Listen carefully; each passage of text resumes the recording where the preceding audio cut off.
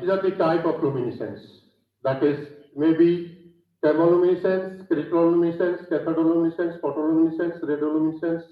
These are depending upon the mechanism, how we are, you can say, exciting the material, and then how this excited material giving light.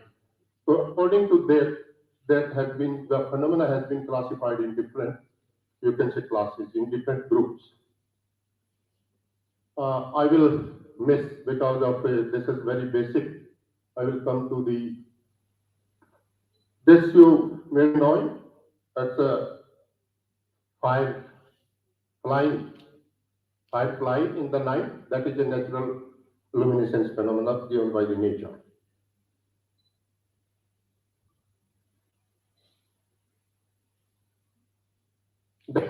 This luminescence can also be classified in two major categories. One is a fluorescence and one is phosphorescence. Fluorescence is returned from a singular state to the ground state, while this phosphorescence different sided state to a ground state. And state of fluorescence order of magnitude, then the this you can say phosphorescence.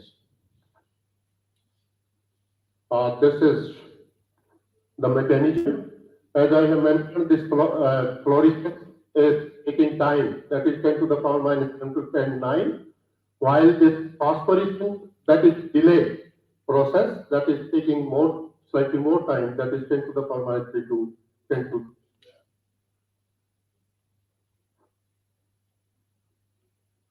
These are the activities which we are talking in different hospitals. That is our lanthanide sign. And this lanthanide sign, after you can say substituting in a host material, they give different light. They are known as good emitter.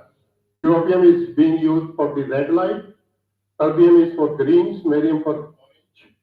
This is for yellow, white, samarium for blue, and then samarium, gadolinium. These give in near UV and near IR. Most of the work we have done on europium, terbium, samarium, and dysprosium. Dysprosium is specifically being used for the white emission. Sylvania Lakshman is having so many patents for these luminescent material, and most of the, you can say, display materials, display, you can say our gadgets, they are being supplied to the market.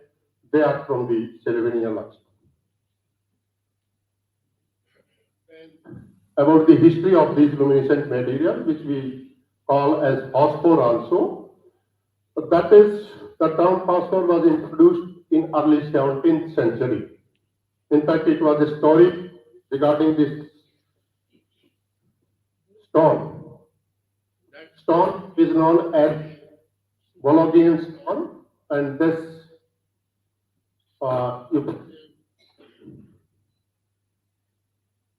this was called Bologian stone. From the knowledge of all, in fact, what happened that they took this stone from the some, you can say, this forest area or hilly area. They bring it to home, and in the night they observe that it is giving some light. And in fact, this was because of the fact that during day it absorbed the sunlight and then it was emitting. So that we also have there's the prolonged phosphorescent material. In the daytime you can hit, they can give light for 24 hours or 48 hours or 72 hours, like that.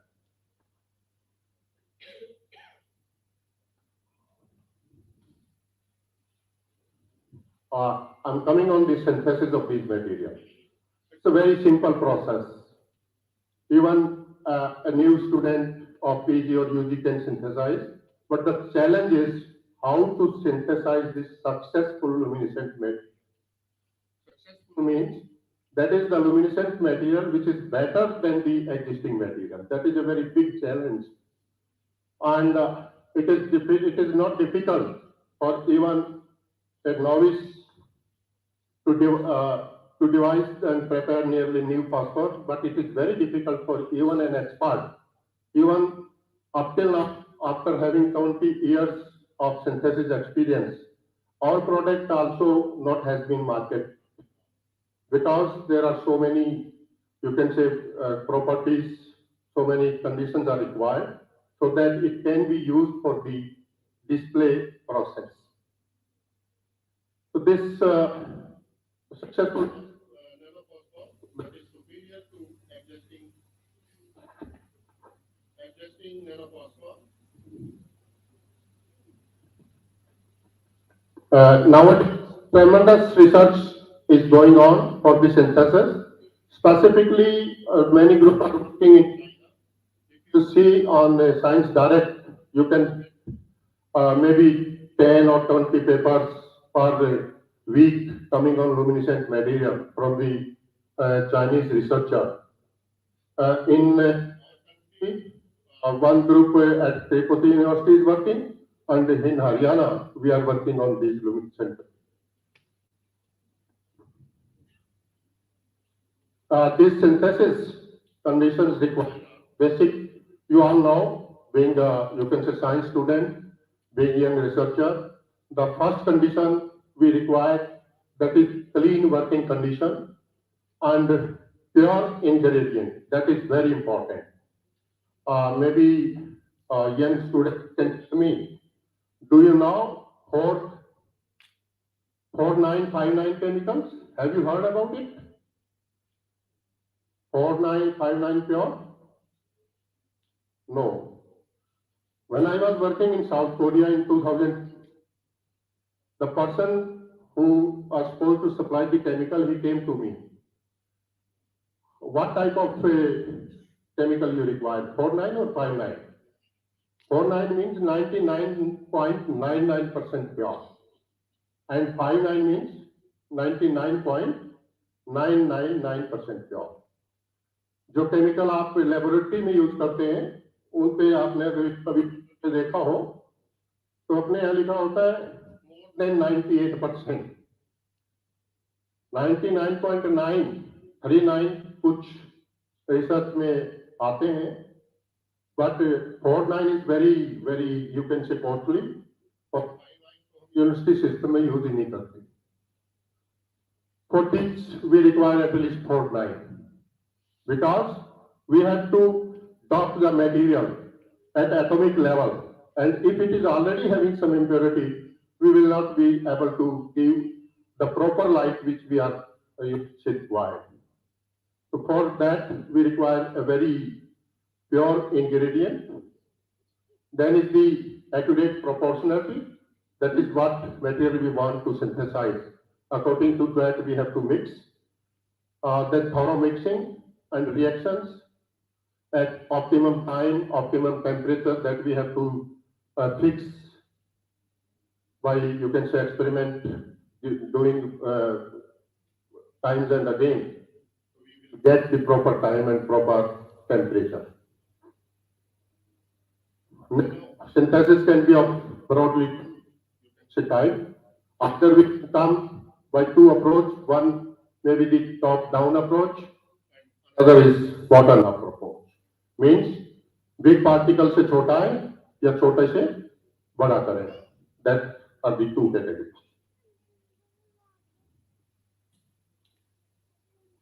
What is the benefit of nanomaterials, specifically for luminescent materials?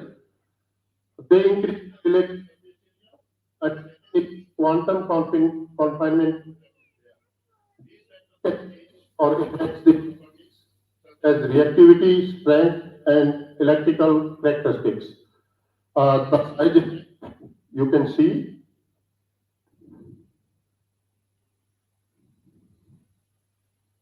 The same material.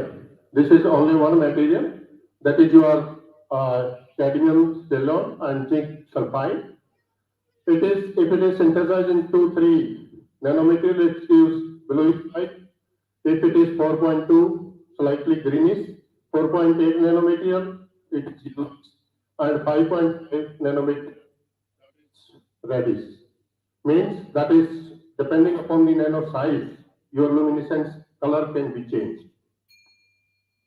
Oh my God. These are the, you can say daytime, you will see white. After, you can say excitation, they will give different color. These are the synthesis technique. There can be solid method, hydrothermal method, sol-gel method, microwave. We in our lab, we are mainly working on combustion, sol-gel, and this microwave synthesis. Also, we have started now work on hydro. That between the solid state, sol-gel method, and combustion method. This combustion method is a very, it requires, you can say, because of this, I am here. The conference is not related with the work, but it is energy saving work. We are synthesizing by energy saving only at 5 temperature. So that way we can say if we are saving the energy, so that may be a slightly good topic to discuss in this conference. And this is combustion synthesis. We have to require, as I have told you, proper selection of the chemicals, then mixing, and then just put this. This is the combustion synthesis. Although the furnace is preheated, that is 400 to 5 temperature, but it has been reported that in this combustion vessel, temperature rises to 1600 to 1700 due to the combustion, and that energy is given in situ by the reactants to give final product. And that's the reason, just by putting for 2 minutes in the preheated furnace, we will get the product, and that product is like this. This is synthesized by myself in a laboratory at South Korea. And then the characterizations of these, that is a second step of the process is characterization. In fact, these are the steps of our research group. One is synthesis, second characterization, what we have desired, that material we have observed or not. And then third phase is the application. Third is that is device fabrication. And device fabrication then will be due for the, you can say, take just 1 minute. Synthesis characterization, same we are using. I'm also, although I'm from a state university, but it's a matter of great pleasure for me to say that I was the first person to have scanning electron microscope in my lab in Haryana. I purchased in 2010. That was costing 60 lakh rupees at that time. And fortunately, that's still working properly. So we have all the facilities for characterization, doing well. It requires at least 2 hours to discuss all. I'm sorry for the time constraint. Thank you very much. So nice. Thank you, sir. Thanks for this nice presentation. So now this forum is open for small questions, 1 or 2 questions.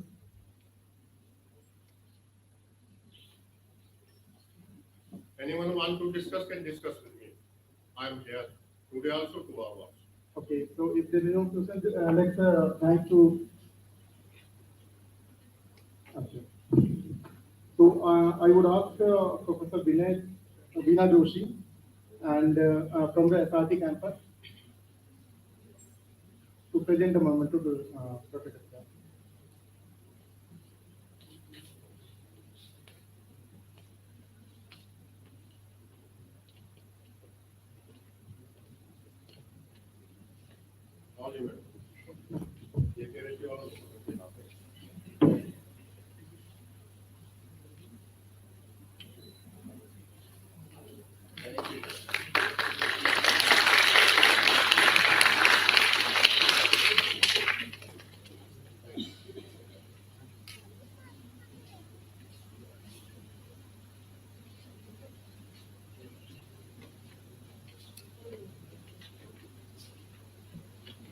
Okay, so moving ahead, I would ask, invite Dr. Saurabh Sonwani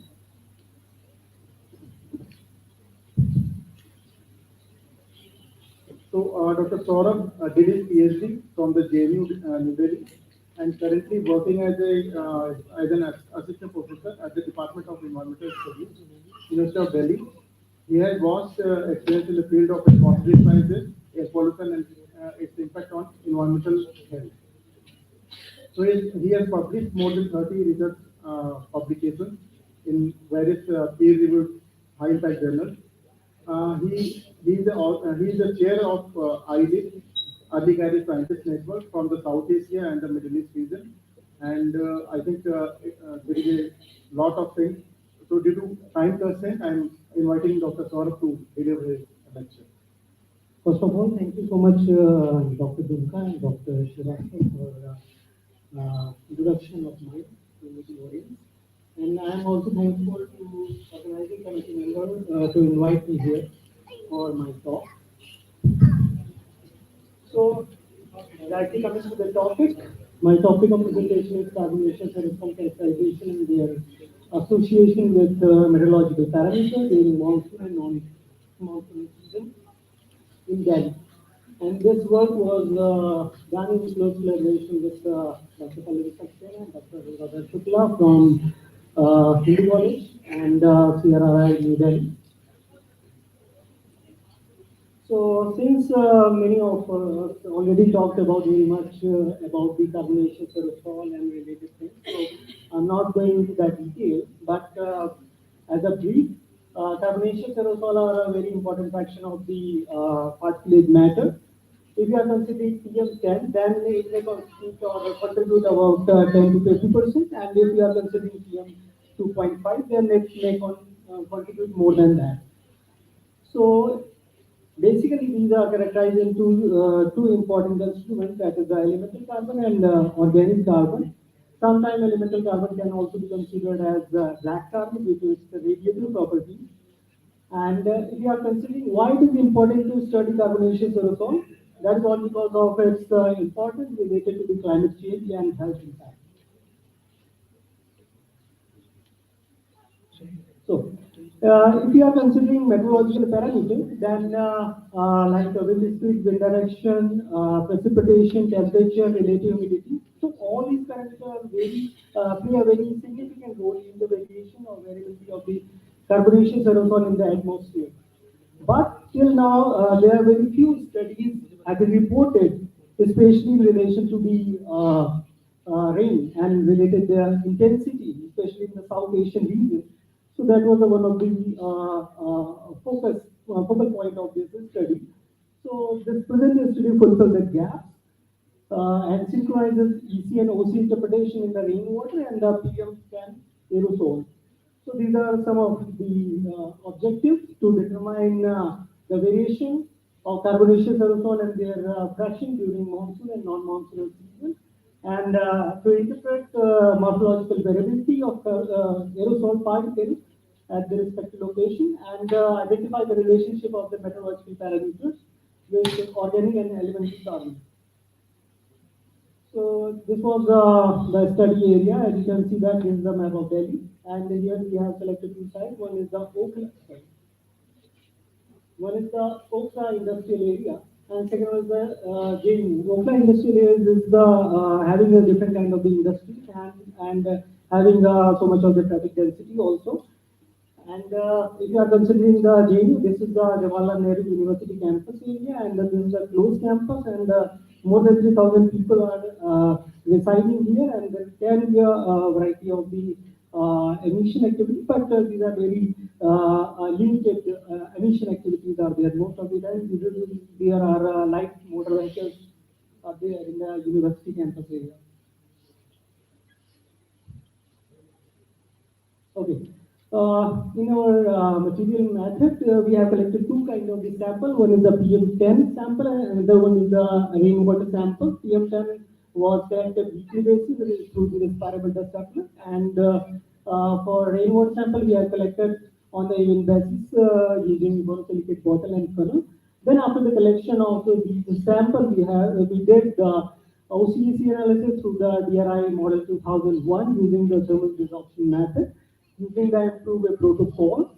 And then after for morphological identification, we did the identification through the SAM, that is a scanning electron microscope. So coming to the result and discussion, in our study we found that in both type of the sample, whether it is a PM10 or rainwater sample, we have observed that in both the cases the OC concentration was relatively very higher as compared to the AC concentration. And if we are comparing the monsoon to non-monsoonal season, we have found that in both kind of the sample, the non-monsoonal season concentration of the carbonaceous aerosol is relatively higher as compared to the monsoonal season. That may be due to the higher loading in the atmosphere, lowering in the mixing high during the winter season especially, and conversion of the gas to shifting of gas to particle conversion towards the particle phase. Whereas the low concentration of carbonaceous aerosol in the monsoonal season may be due to the repeated rain events. So from there we can say that in all the samples, we have found that whether it is in the monsoon season or non-monsoonal season, whether it is in the rain sample, we have found that OC concentration is significantly higher in comparison to EC.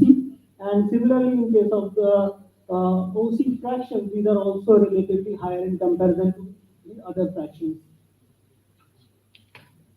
In the time series observation of the carbonaceous aerosol in the PM10, we have also identified that non-monsoonal season, all the fractions of the OC and EC were found significantly higher in comparison to the monsoonal season. As I have mentioned already, that this may be due to the higher loading during the winter season, and there can be some fire activities, biomass burning, or Diwali season is festival is also linked to this reason, and whether the conversion of gas to particle conversion towards the particle phase is another important reason. Whereas there is a frequent rainfall there in the monsoonal season, that is why we have found that there is a significantly very less concentration of the OC and EC were observed in the monsoonal season. Similar to that, in the TSP rainwater sample, we have again found that the relatively higher concentration of the OC fraction and EC fraction in the non-monsoonal season. Whatever the concentration of the carbonaceous aerosol we are having here, that is all because of the scavenging of the carbonaceous aerosol through the rain events. So whatever we are concentration we are having here, that is all because of the rain. So again, we are having the high concentration of the EC as well as the OC concentration in the non-monsoonal season. That is all because of the, if we are considering the comparison of the OC and EC fraction, then you can see that the EC concentration is relatively very lesser as compared to the OC fraction. That is all because we can just see, consider that the OC and OC fractions are actually hydrophilic in nature. So due to hydrophilicity, they are effectively scavenged to the rain events, and in the monsoon and non-monsoon season both. But in case of the EC component, these are actually hydrophobic in nature. That's why it can't be removed very easily from the atmosphere. Even though we can have that there is a some amount of the EC fractions are also there, especially in the non-monsoon season. That signifies that there is some amount of the elemental carbon are also there. That is all because of their aging. When the aging takes place, the elemental carbon converts from hydrophilic to hydrophobic in nature. That's why we also found the elemental carbon there, in the especially in the non-monsoon season, because there is a less rain event. Whenever the rain happens, there is so much of accumulation is also there. That's why we have found the high concentration of EC fraction also. In the morphological analysis, we have found at Okla industrial area, we have found the char, shoot aggregates, mineral particle, iron flakes, fly ash particle, and char aggregates. Most of the time, this signifies emission from the industries located nearby, and that the shoot or char, you can say that especially shoot is related to the emission from the motor vehicles. So somehow we can say that there is a bit of mix kind of the sources of the particles, whereas in the nuclear side, yes.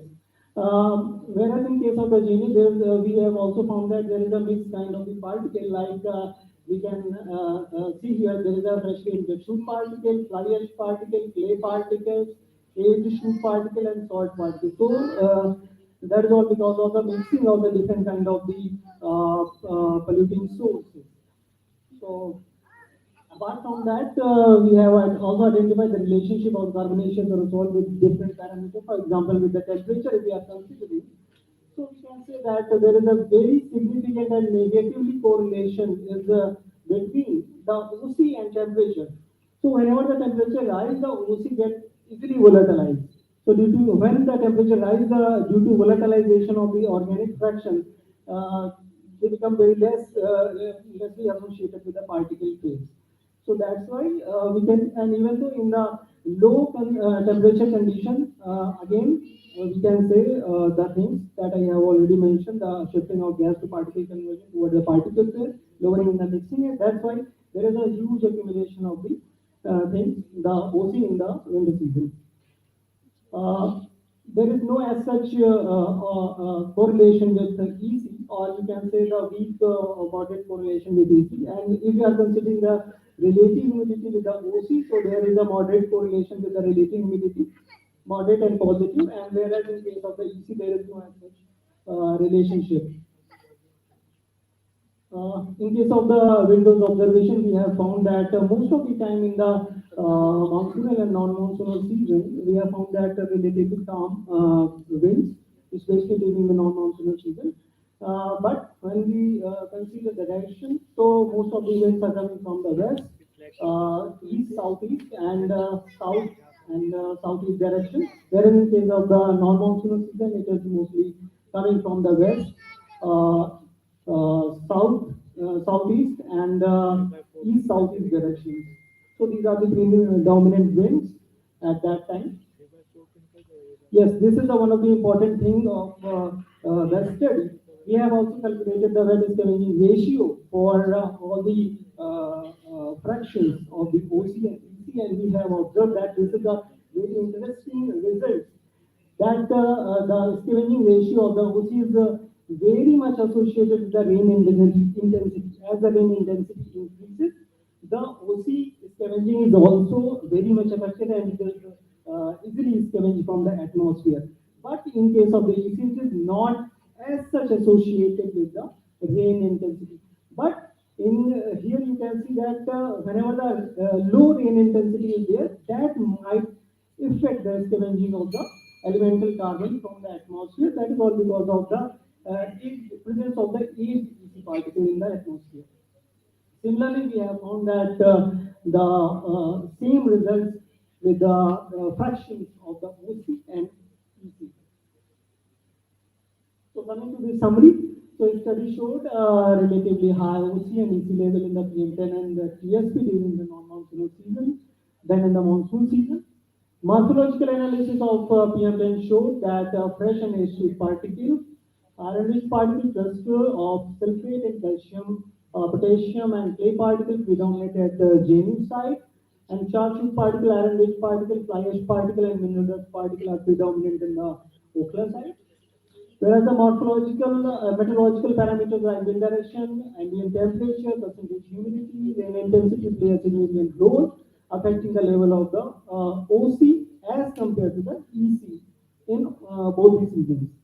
It was also observed that the high intensity rain can easily scavenge OC in comparison to EC in the atmosphere. So these are the related publications that we have already published in the journal.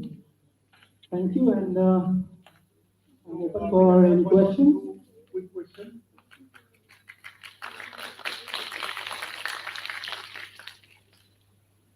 Any questions from the student side?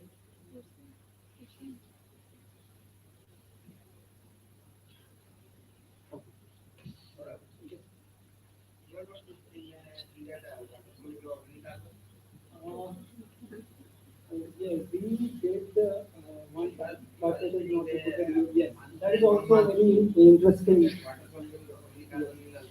yes, yes. I have tried, but I have not reported yet. Yes, Next, thanks to Dr. Saurabh. thank you. And I would request Dr. Dumka to present a memento to Dr. Saurabh.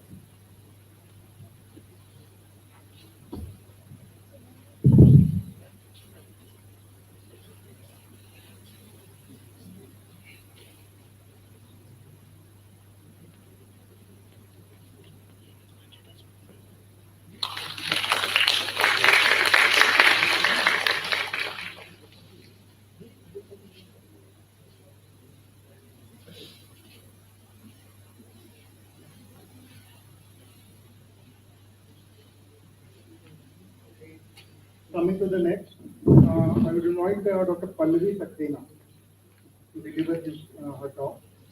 So Dr. Pallavi is an assistant professor at the Department of Environmental Science, Hindu College, University of Delhi. She has completed her doctorate degree from the in the environmental history from the University of Delhi, and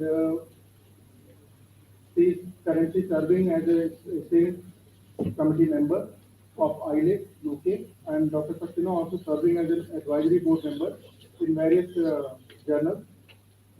She is serving as an advisory board member of Air Pollution Scientific Initiative at USA.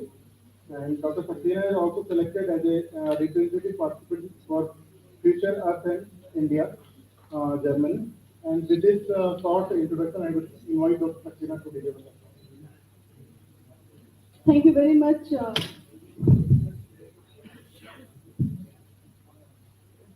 Thank you very much, Dr. Rasul, for such a nice introduction. So, very good afternoon to all of you. So, myself, Dr. Pallavi Saxena, and I am from Hindu College, University of Delhi. So, as you know that air pollution has various complexities and there are various processes and various episodes that are needed to be studied. So one of the most popular episodes, the air pollution, the episode that has been taking and very famous problem is of recent world in which we are living, that is COVID-19. So what is the association of COVID-19 and air pollution, both in the positive sense and also in the negative sense? So today my lecture is concentrating on the positive sense. That is how the various air pollutants has been reduced during the COVID-19 period, during the lockdown in India. And for this is a basically general perception. Yes, the air pollutants have been decreased. But how much they decrease and how do we know? That is, we have assessed with the help of the air quality models. So there are some air quality health models through which we have assessed.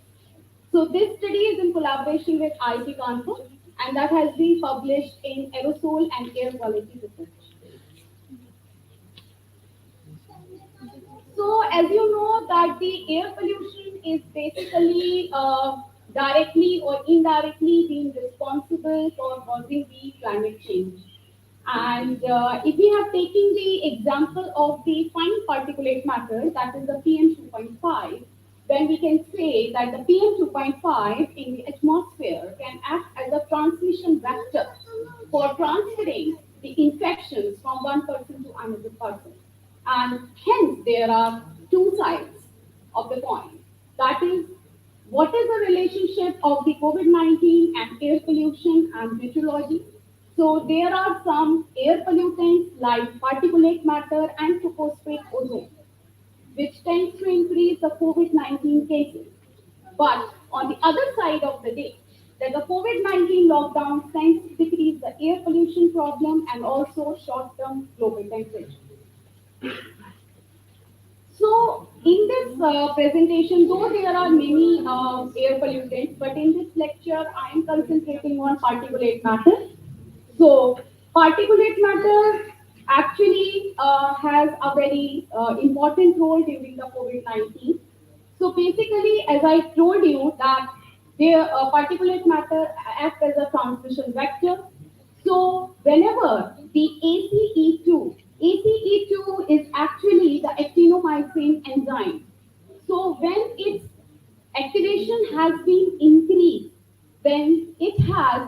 positive impact on the health thing. That is, it helps us to prevent whenever there is a particulate matter accumulation in our lungs. But when SARS-CoV get combined with the particulate matter, then it reduces the activation of the ACE2, and due to which the infections have been started. So this is one of the roles that the particulate matter has been having. But this concept, that is whether particulate matter or aerosol has a direct role in transmitting the infections, is still a controversy. So this is one part of the science. So if we are taking, because during the COVID-19 on the lockdown, there are various studies that have been published. So these are some of the studies that have been published. That's not complete list actually, but this is still 2020. So in the 2020, these are the various publications. So in short, the particulate matter and the ozone, these are being rising even during the lockdown period. So the objective of our study is the quantify of the health benefits due to the lockdown in India. And for this, we have assessed the particle deposition in the tracheobronchial region. Because, in the lungs, when the particulate matter gets deposited, then it is there in the tracheobronchial region. So how much it is accumulated, that is one part. And how it has been infected to the total population. So if I am saying the population, then it means 1 lakh people in just 2 to 3 kilometers of the, to the whole region. Like if we are taking the area of the North Delhi or the South Delhi. So what is the mortality before the lockdown and during lockdown phases in the year 2020? So I am taking only the 4 phases, that is phase 1, 2, 3 and 4. And phase 0 is that phase where there is no restriction. So assessments were based on the temporal variations in PM2.5, concentrations in 4 non-attainment cities in Uttar Pradesh, because we have concentrating the IGP region, that is the Indo-Gangetic Plain, and Delhi NCR region. So we have taken Delhi, Ghaziabad and Noida. So this is the map that is being showing the various sites. So in Delhi NCR, the Delhi, Ghaziabad and Noida. Then we have Agra, Kanpur, Lucknow and Varanasi. That is the non-attainment site. So you must be knowing that what are the various restrictions or non-restrictions that is being imposed by the government. So phase 0 is be considered as the baseline one, that is a pre-lockdown period. So that is from 1st to 24th March, and there was no restriction, all activities have been going on. Then phase 1 is a complete lockdown, that is for 21 days. And phase 2 is for 19 days, where some sort of activities have been relaxed, like farming operations, some industries, and movement of cargo. Then in phase 3, cities are being classified into 3 zones. I hope you remember. That is red, orange, and green. And relaxation of rules are being there in green and orange zones. Then in phase 4, the movement of vehicles and opening of some industries have been opened.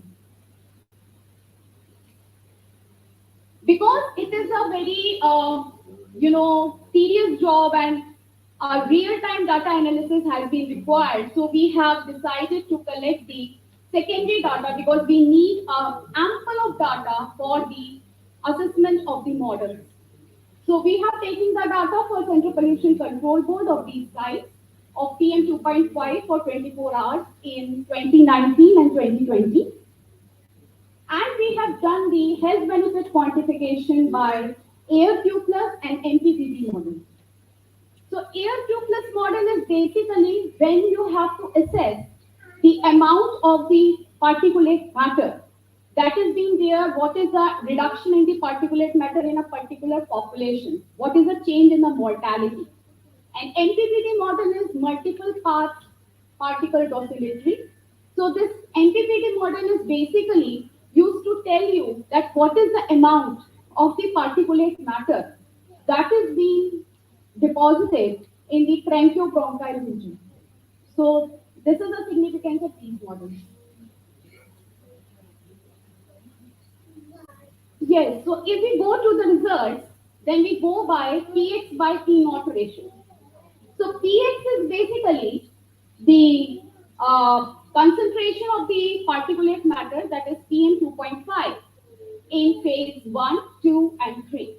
And P naught is the concentration of PM 2.5 in the phase 0 where there is no restriction. So as you see in the graph, that in all the cities, the px by p naught ratio is basically being reduced in the phase 1 to phase 3. And in phase 4, it has been increased very much, except in the city of Varanasi.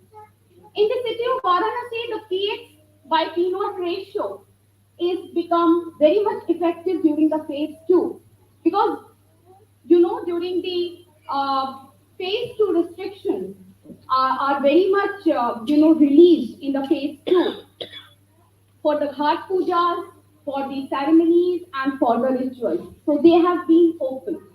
That's one. Now, if we want to compare the time series plots of 24 daily PM 2.5 data of 4 NACs of Uttar Pradesh, this is for Agra, Kanpur, Varanasi, Lucknow. And this is for NCR, that is Ghaziabad, Noida, and Delhi. So this yellow line is basically the permissible limit. The blue line is the 2019 data, and the orange one is the 2020. So in all the graphs, as you can see, that the maximum reduction is in phase 1, and the increment is in the phase 4. So this shows that when there was complete lockdown, then there was reduction in the particulate matter, and it has been increased when there are relaxations in phase 4.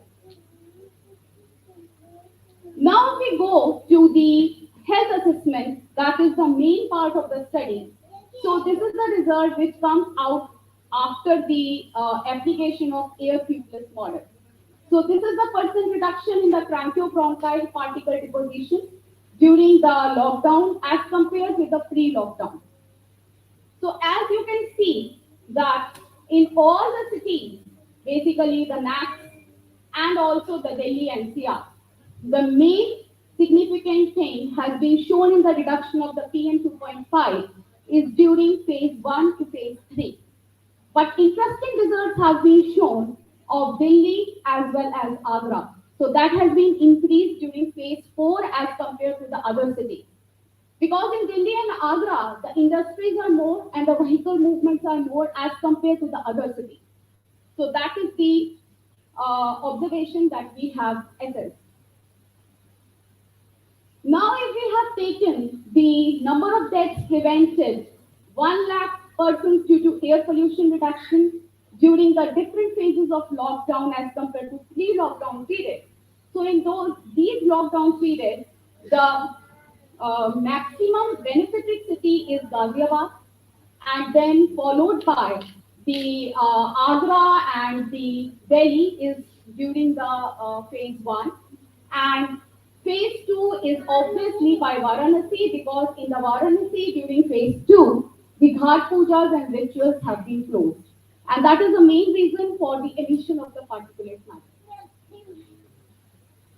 So the significant observations is that during the COVID-19 lockdown, there is a greatest change that has been observed in phase 2 when there was complete lockdown.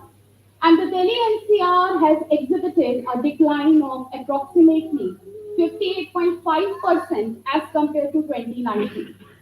And the 4 NACs is about 44.6. So health benefits by both the models that has been assessed by AirQ Plus and MPPD has been maximally shown in phase 1.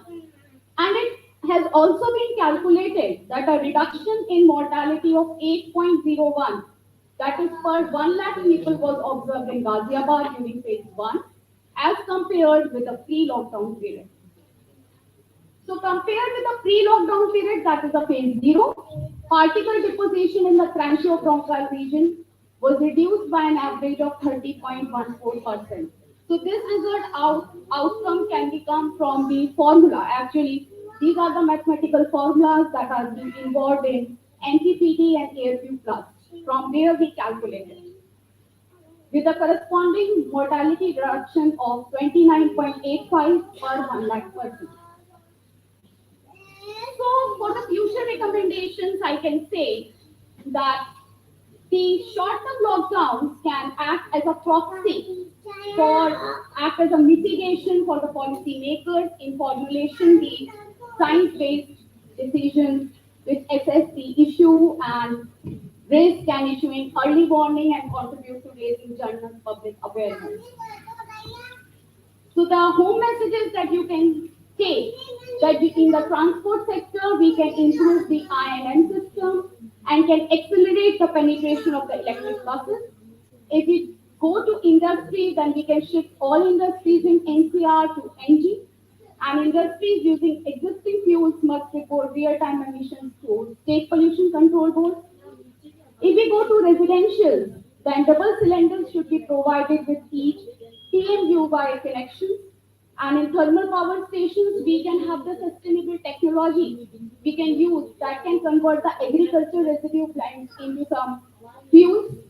Then we can have the road dust control that we can manage collect dust. And for the crop residue burning, the local markets can synthesize the biogas from the straw.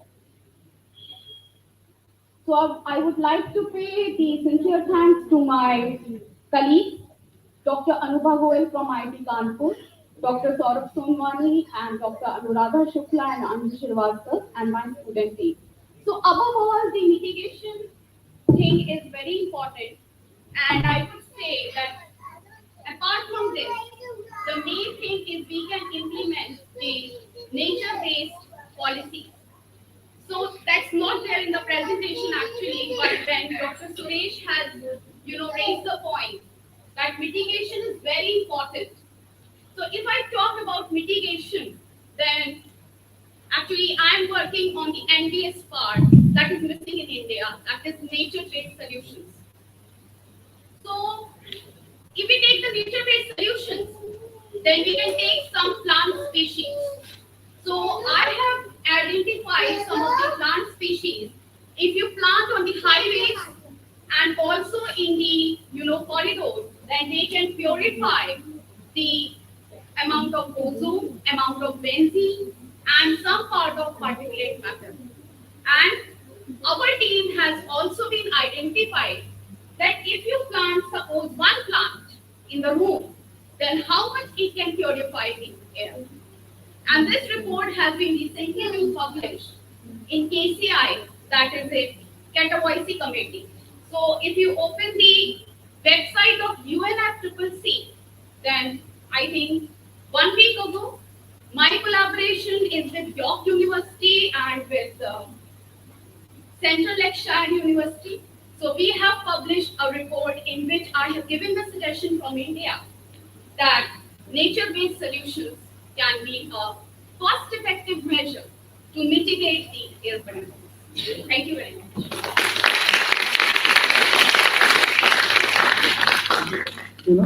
For this nice and interactive talk.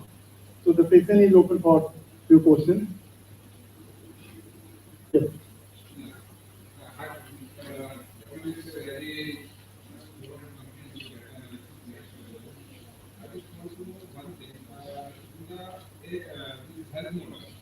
You have compared the reduction benefits in terms of health benefits, and most of the consistency is for outdoor air. But during the COVID, most of the people are inside the house. There is no permission to go out. So any characteristics that we should take or we should take inside health benefits. Because during that one, most of the persons are working and having a high dose concentration compared to the outdoor. Actually, I'm not a mathematician, so I have a little knowledge on the models part. I'm an experimental person. So if I go for the indoor air pollution part, that is very being taken into account, and in India, it has been given very less attention. So you can go to my some of the papers where I have suggested some of the ornamental plant species like Dracaena delimensis, like Tagetes erecta, like Lilium cadmium. So if these plants, if you can plant in your, suppose if it is in a room about 5 or 10, then they can accumulate at least about 30% of the particulate matter, and that has been accumulate approximately 45% of the ozone gas, because I have been done the work on these. So I have the data of only these particular pollutants, because each particular pollutant has different plant, has a specific plant for the accumulation. And that has been suggested recently in KCI. And also, I had an oral intervention during Stockholm Plus 50 conference in the June. So I have recommended these species in NBS that you can plant in the indoor air for the remediation of indoor air pollution. And for outdoor air pollution, there are many other plants. Any other questions? Yes.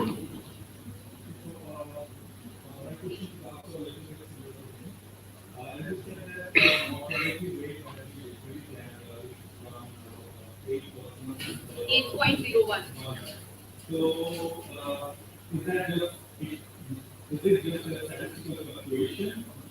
How you Actually, it is the outcome. It is the outcome of the model. When we talk about the experimental versus the modeling part, then as an experimental person, I would say that models are okay and they are very being beneficial and have a good application. They are being used for the application one. But the real thing you can get to know if you can do the experiment. So yes, you are right, and there can be some fluctuation because that is the outcome from the model. I think you can also interact after this session because due to some time lag.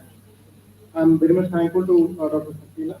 And I would like to invite Professor R.S. Negi and Professor T.C. Upadhyay to present the momentum to Dr. Saxena.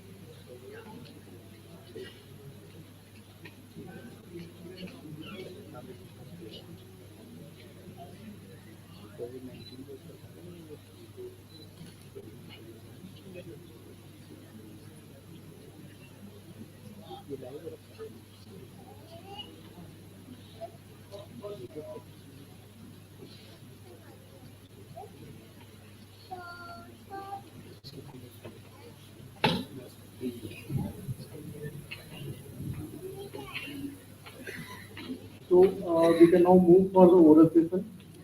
So first oral session is by Akanksha Rai. Is she here? Okay. And second is Vikram Singh Bhati. Okay. Then Prashant Pandey. Prashant Pandey is not here. Okay. Then Avinash Chauhan.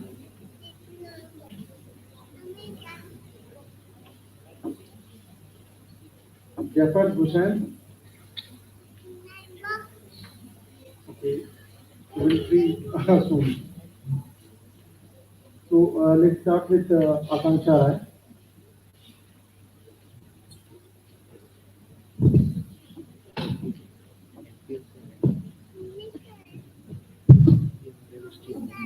Good afternoon, everyone. My name is Kancana and I'm from CFI MBA. So the topic of the presentation is shows the portion and pollution pathway of clean food over Eastern Himalayan region of India. So,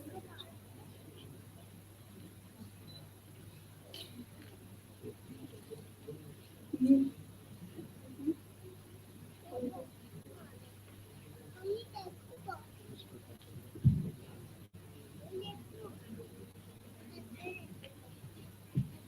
so particularly, there are many cyclical pollutants. So PM is one of the cyclical pollutants, which is the most harmful cyclical pollutant, which is the complex nature of extremely small particles in liquid droplets as per the US EPA.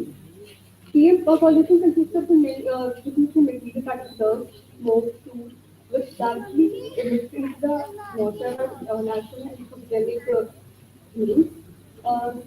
Nowadays, main focus has been focused on the carbonaceous aerosols, which significantly contribute to the particles within the tropospheric atmosphere.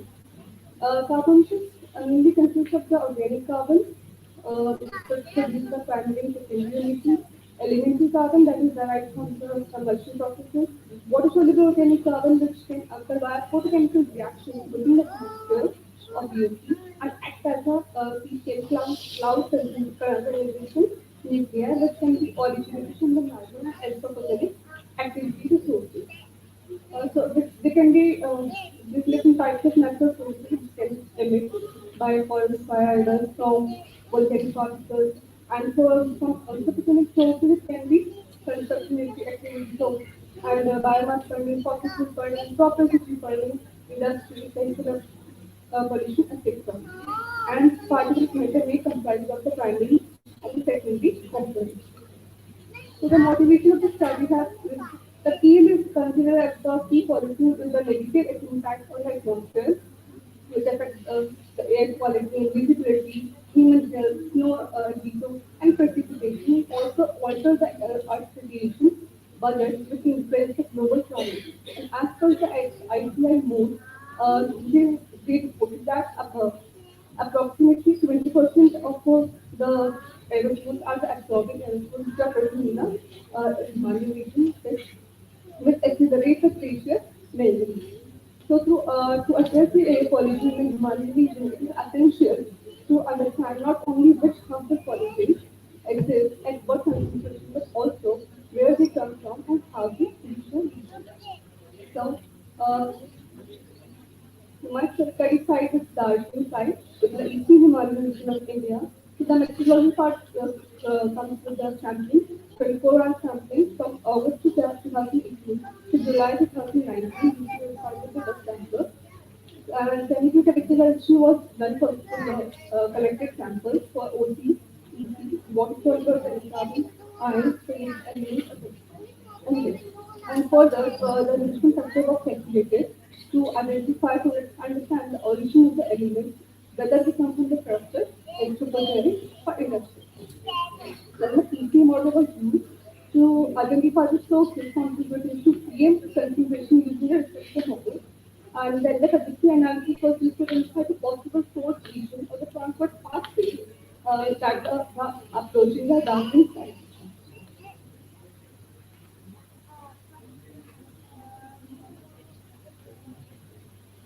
Okay, then so for the analysis part, the organic carbon and elementary carbon was analyzed for the technique from an optical analyzer, which works in the principle of the preferential oxidation of the organic carbon and elementary carbon. For water filter organic carbon, we use the analyzer, total carbon organic carbon, which works on the principle of the combustion and oxidation. And for elements of organic metals analysis, we use the X-ray fluorescence technique, which works on the principle of the excitation of electrons. And for water filter ion components, we use the ion chromatography technique, which works on the charge interaction of the ions. And for source identification, we use three methods. First is the enrichment factor, which we can calculate by this formula, and in which we use aluminum as a reference element because it is touching the earth. Second is the principal component analysis, that is a kind of receptor model. It is a dimensionally reduction method which will reduce the dimensionality of the whole data set which consists of the many variables, and it divides into the one new set of variables, which contains principal components. That components are the eigenvalues of covariance metrics, which is called the orthogonal. And third method is the AMR backward registry. The backward registries are used to determine the spatial location of possible emissions sources approaching towards a particular site of study site. So we downloaded a sophisticated model registry for 3 days backward registry, 2 hours backward for starting with PM10. And then we use the cluster analysis technique, which is used to group the number of projectiles according to the distance or of the origin based on the wind direction. And third technique is concentration weighted registry, which sets the concentration values in the physics of for the projectile for limited with the trajectory in for each grid cell. So I mean, I divided the whole derivation into different grid cells, and we get the concentration in each grid cell. So the discussion will be covered by this outline. First is the mass concentration between 10 and species. So we sampling period was for August 2018 to July 2019. We observed that infant concentration was about 55 plus minus 18 standard deviation, which was close to the max limit, that is 60 microgram per inch, and it exceeds 4 times the WHO limit, that is 50 gram per meter cube. So the monthly variation shows that in October and March, the PM10 concentration was high, and for carbonation species, November 2018 and March 2019, species, concentration was high, maybe because March 2019 is the peak season, and for November and October, this was maybe because of crop residue burning. The annual variation shows the annual variation. OC concentration, EC water soluble, primary organic carbon, secondary organic carbon, social carbonation chemicals. And this shows the element concentration in the chemical order, and this shows the sulfur was the highest among all elemental species. This is the percentage contribution of species that there was about 9% of organic carbon that contributes to PM10. Elemental carbon approximately 4%. Elementary heavy metals approximately 11%, and water soluble iron species about 28%, and 47% was unidentified because still there are many analyses left. So this is sort of percentage contribution of iron. Each ionic species is a particle member. Uh, this shows the emission factor. Values from below the 10 that can be originates from natural are phosphorus, sodium, manganese, sodium, calcium, magnesium, potassium, titanium, iron. And above values from the 10 to 100 location scale are coming from the organic source, and industrial are borrowed molybdenum or sodium. Now, this shows the PK analysis of we identified 7 sources. That first is the 42% contribution from the structural dust and biomass burning. Second source is the 8% contribution to secondary ozone. Third is the 8% contribution of boron, carbon, petroleum, which is which is the main source of its induction. And 21% from the vehicular emission and the coal burning, because there is a toy train that runs in the coal. That's still not on the coal. So maybe it was because of this. 4% from the biomass burning individual, and 11% from the industrial emission that may come from the Kolkata long range transport, and 5% from the secondary sea source. So these are the backward countries at different heights, 100, 500, 1,000, 2,000 meters, which show different variations at different heights. And the cluster analysis at 500 meters each year shows there are 4 clusters that coming from the Nepal, around 46%, IGT 51%, 1% is out from the transformative pollution over the China, and 21% from the Kolkata Bay of Bengal, that's from marine energy. And the feasibility analysis shows the dark color data shows the high pollution load, and the blue color shows the low pollution load that is coming from the high desert altitude of Bengal and high concentration of pollution in the local region Nepal and that region. So this back to conclusion. We observe the high concentration like close to 9 and mercury units and the average percentage contribution of carbon emissions is highly worth 19, 11 and 28.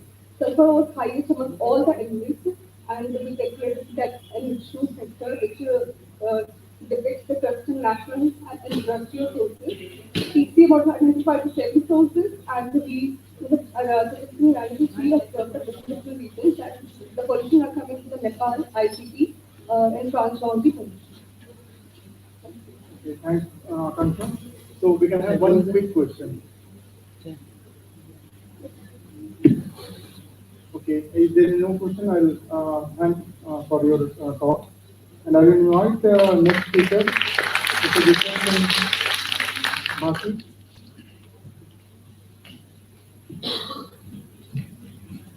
The title of his talk is Comparative Study of PM 2.5 during 2017 to 2021 over Jaipur, Rajasthan.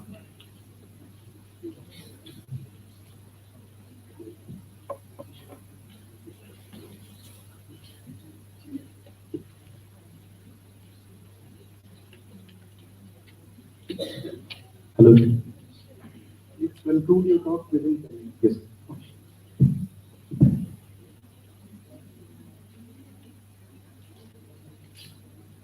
Okay, good afternoon all.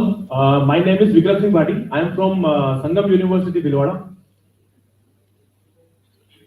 My topic is comparative studies. Yes. So the study in this, मैंने इस study के अंदर दो तरह के data लिए हैं. पहला मैंने सैटेलाइट बेस्ड लिया है डेटा. सेकंड डेटा लिया है मैंने सीपीसीबी जो हम गवर्नमेंट बेस्ड डेटा लेते हैं. दोनों डेटा को मैंने कंपेयर करके और कुछ रिजल्ट वेरीफाई करे हैं.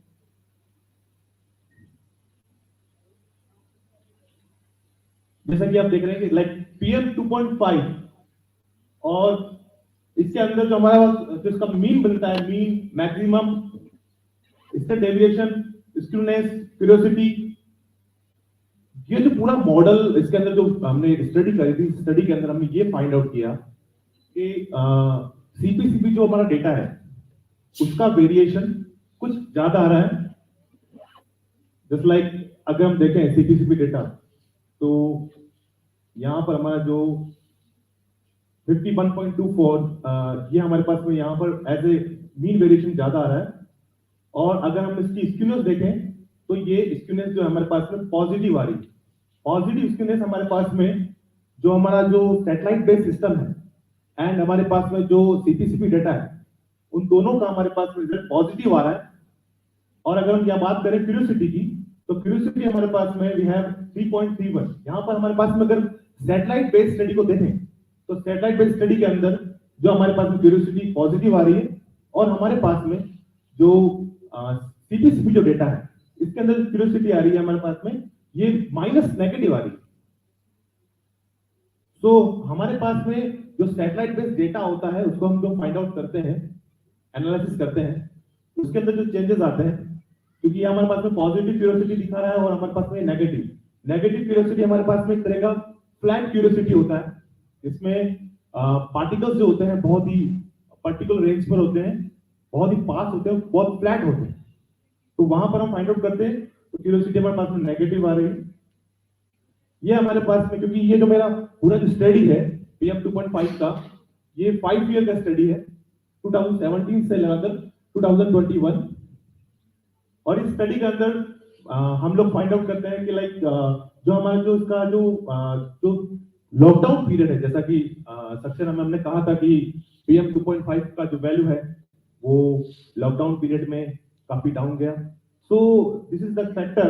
हमारे पास में दिसंबर जो हमारे पास में यहाँ जो आ रहा है, ये दिसंबर का जो आ रहा है जहां पर हमारे पास में लॉकडाउन था, उस लॉकडाउन पीरियड के अंदर पर्टिकुलर आप देख रहे हैं एक ही वैल्यू हमारे पास में पीक जो है डाउन आ रही है. और इसी डाउन पीक वैल्यू पे हमारे पास में जो PM 2.5 कम हुआ था, क्योंकि हमारे पास में जो लॉकडाउन हमें फाइंड आउट हुआ था. देन ये हमारे पास में कुछ सीजनल वेरिएशन है. like winter, pre-monsoon, monsoon, post-monsoon. यहाँ पर आप देख रहे हैं कि दो रीजन है इसके अंदर, इस स्टडी के अंदर। अगर मैं सीजनल पे जाऊं तो सीजनल वेरिएशन के अंदर डेटा अगर देखें तो उसके अंदर जो मानसून पार्ट है, वो मानसून पार्ट हमारे पास में डिक्रीज हो रहा है, और जो हमारा पोस्ट मानसून है वो हमारे पास में इंक्रीज हो रहा है। बिकॉज ऑफ हमारे पास मानसून के अंदर जो प्रेसिपिटेशन ज्यादा होती है, जिससे हमारे पास में जो पार्टिकल होते हैं वो वॉश आउट हो जाते हैं, तो हमारे पास में ये मानसून जो है इसके अंदर कम आ रहा है, फाइंड आउट हो रहा है। एंड एज कंपेयर जो हमारे पास में पोस्ट मानसून है वो हमारे पास में दोनों जगह बढ़ रहा है। ये दोनों जो स्टडी है हमारे पास में, दोनों डेटाबेस लाइक एक हमारे पास में सीबीसीबी डेटा और एक हमारे पास में सैटेलाइट बेस्ड डेटा है। इन दोनों के अंदर जो कोरिलेशन फाइंड आउट किया गया है वो कोरिलेशन कुछ इस तरीके से था।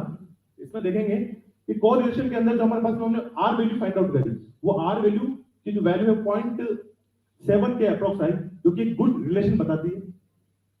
तो ओवरऑल अगर मैं इसके अंदर एक PM 2.5 को अगर मैं फैक्टर लेकर स्टडी करके बताते हैं तो इसके अंदर particular good factor find out हुआ है कि सैटेलाइट बेस्ड जो डेटा होता है और हमारे पास में जो सीपीसीबी जो डेटा होता है, उन दोनों के अंदर जो स्टडी होती है वो अप्रोक्स सही मानी जाती है। क्योंकि सैटेलाइट बेस्ड डेटा जो है उसमें जो हमारे पास में जो आउटपुट आ रहा है सैटेलाइट बेस्ड का, वो पर्टिकुलर 1 डिग्री का अगर हम लेते हैं, अगर कोई भी 1 डिग्री का सैटेलाइट डेटा हम लेते हैं, वो ऑन अप्रोक्स 110 किलोमीटर, एक 110 किलोमीटर का एरिया कवर करता है 1 डिग्री के अंदर। तो as per the ground based data जो कि सीपीसीबी डेटा लिया गया है, इन दोनों का कंपैरिजन देखा जाए तो ये अप्रोक्स गुड कोरिलेशन है। Thank you.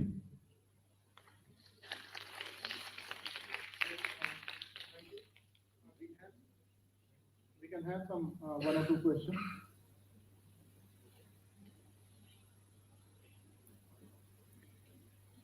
Okay, I have one question. Yes. Like you shown this correlation Yes, sir. between beta and omega. Yes, sir. So the correlation coefficient is very poor, 0.46 or something. So Yes, what is sir. the significant level of this correlation? Uh, Have you so- checked the significant level of the data? Just 0.7. Significant level, not correlation coefficient. I think sir 1:5. I think if it is more than 95.95, then only it can be acceptable. Okay. So just to go through that. Okay. Okay. So I think organizers have some announcements. I would request everyone present here to please get up for the short tea break.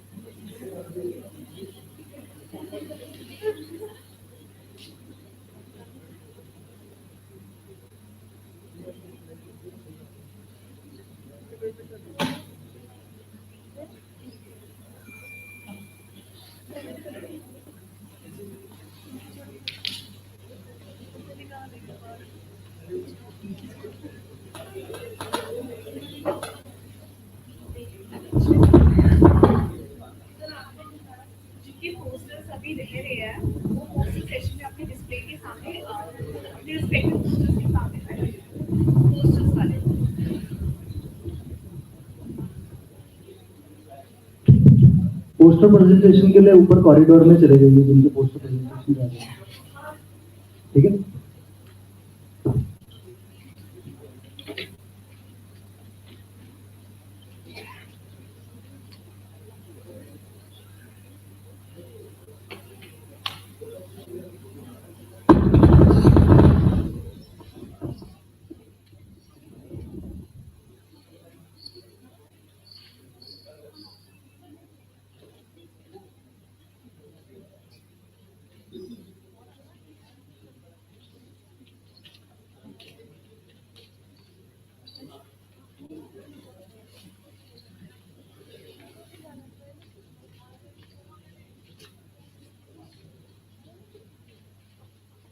Welcome back, everyone. Hope you all are enjoying and learning new things. Here we take up again with our next technical session 08. Dr. Atul Kumar Shrivastava, Director IITM, will be chairing the session. Over to you, sir.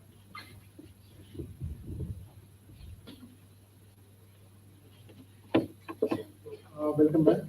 So with this session, I will start with to invite one invited talk by Dr. Sunil Gulia. So Dr. Gulia is working as a senior scientist at CSIR Neri, Delhi Zone Center, and he has more than 14 years of experience in the field of air quality management while working on academic and research institutes like IIT Delhi, CRRI, and Neri. So he has coordinated many major international and national projects on urban air quality management, agricultural stable burning impact on air quality in Delhi NCR, and many more. He has conducted various capacity building training program on air quality management, and he has published more than 40 research articles in peer-reviewed journals, and he has supervised more than 25 masters and co-supervising one PhD student. So with this brief introduction, I would invite Dr. Gulia to give your lecture. Thank you, Dr. Atul, for kind words. So, good afternoon to all of you. And today I'm going to talk a little bit on the control side. As from the morning, we are discussing about data assessment and sources. So let's go in the next step on the control side, and I'm going to present some kind of scientific technology-based solution for air pollution control. So let's understand a little bit about air pollution. So I have 10, how many minutes? 15 minutes. 15 minutes, thank you. So we all know that nowadays most of the mega cities and growing cities are facing this problem of urban air pollution, and the reason is unaccounted sources, unidentified sources, geographic locations, and meteorology. And geographic location is important. Definitely in hilly regions we don't have much of the problem, but when you go in the plains, there's lots of issues. Especially we generally call Delhi is a landlocked city, and that's why the problem is coming. That problem may not be for cities located on the near to sea. So the scale of the problem is also very important, and that's required to understand before apply any management practices. So it can be at national level, regional level, city level, and within the city there are local area issues. We generally called it hotspot.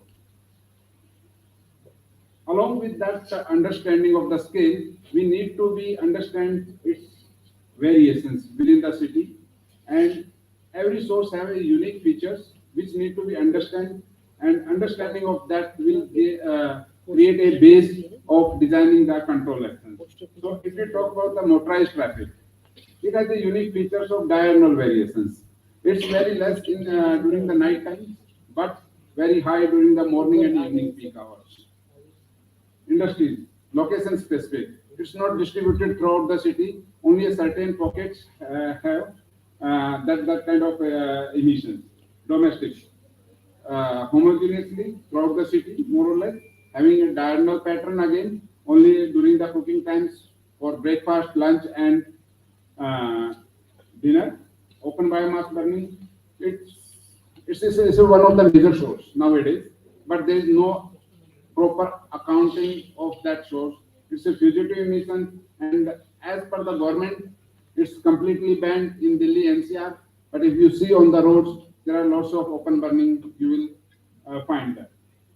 DG said spatial variations high in the commercial areas and less in the outskirts of the city. Construction just again location specific and short term. Agriculture residue, location specific, and only on basically on during the October and November months. Only a 15-20 days task, not throughout the year. Resuspension of the road dust is homogeneous and spread throughout the city. Transport of dust from surrounding area. That's also, there is no control on that, and we can't propose any kind of technology to stop that transport. It's natural, and there is very less control on the natural sources.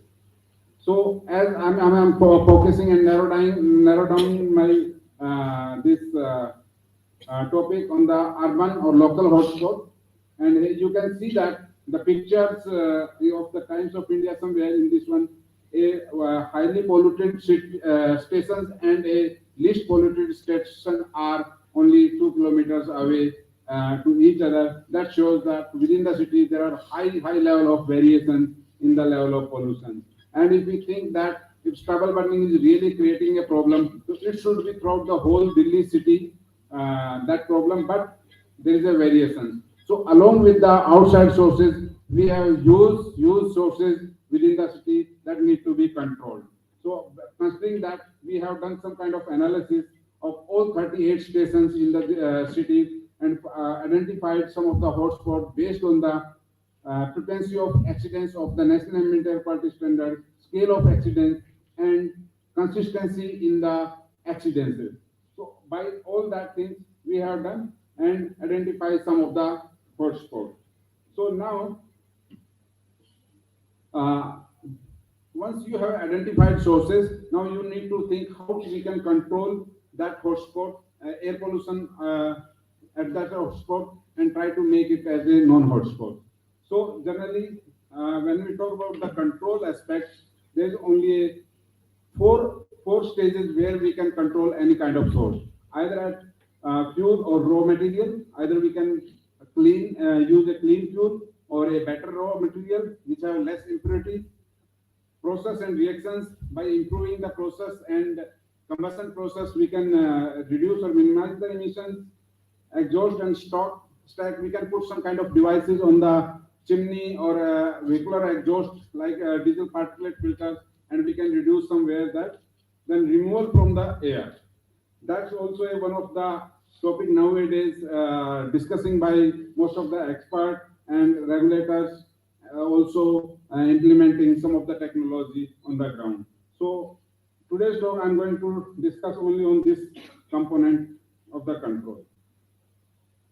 So as I know that there are technologies available at industrial level as well as at urban scale level, and this technology can be somewhere fit in the all four components which I discussed in the previous slide.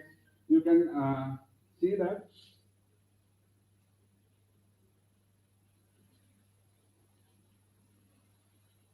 Okay, so before start with the actual technology, we have done some kind of review process using all the available scientific approach which are all tested and implemented throughout the globe somewhere, and we found that there are some kind of common methodology or scientific methods which are used and adopted by the researchers to control the air pollution from the ambient air. So there is a biofiltration, means the filtration through the microbiology or level. Ionization, by actualization and breaking the pollutants in different this one, photocatalytic oxidation and phytoremediation. And all these things are combined with a common technology called physical filtration. So every technology has a two component in this one. First, they have done the physical filtration, and then they use and treat the out of four these components.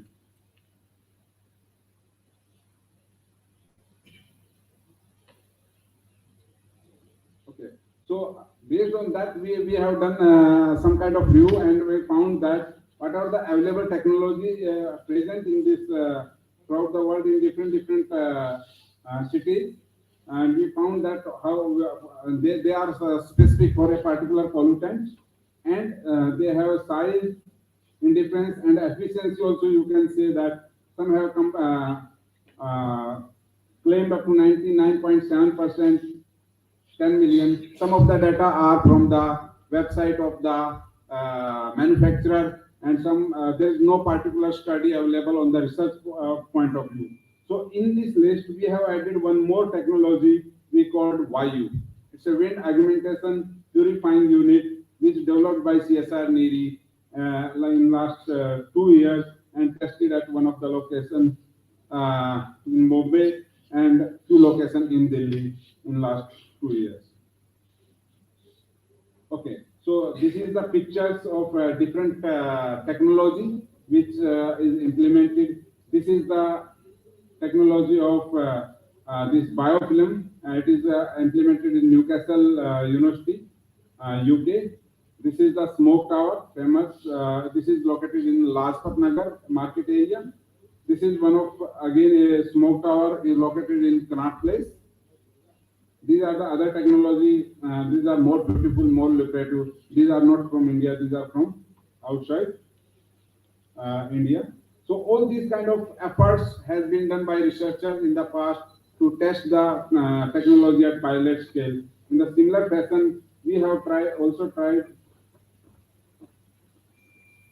one of the basic unit we have started is with the base model in Mumbai in 2016-17, and after that with the support of BST and CPCB, we have refined the design and tested in Delhi at 5 locations, and as a pilot study, because every study, every R&D needs some kind of demonstrations and trial at the field.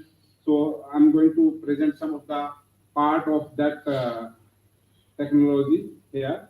So this is basically works on the two principles.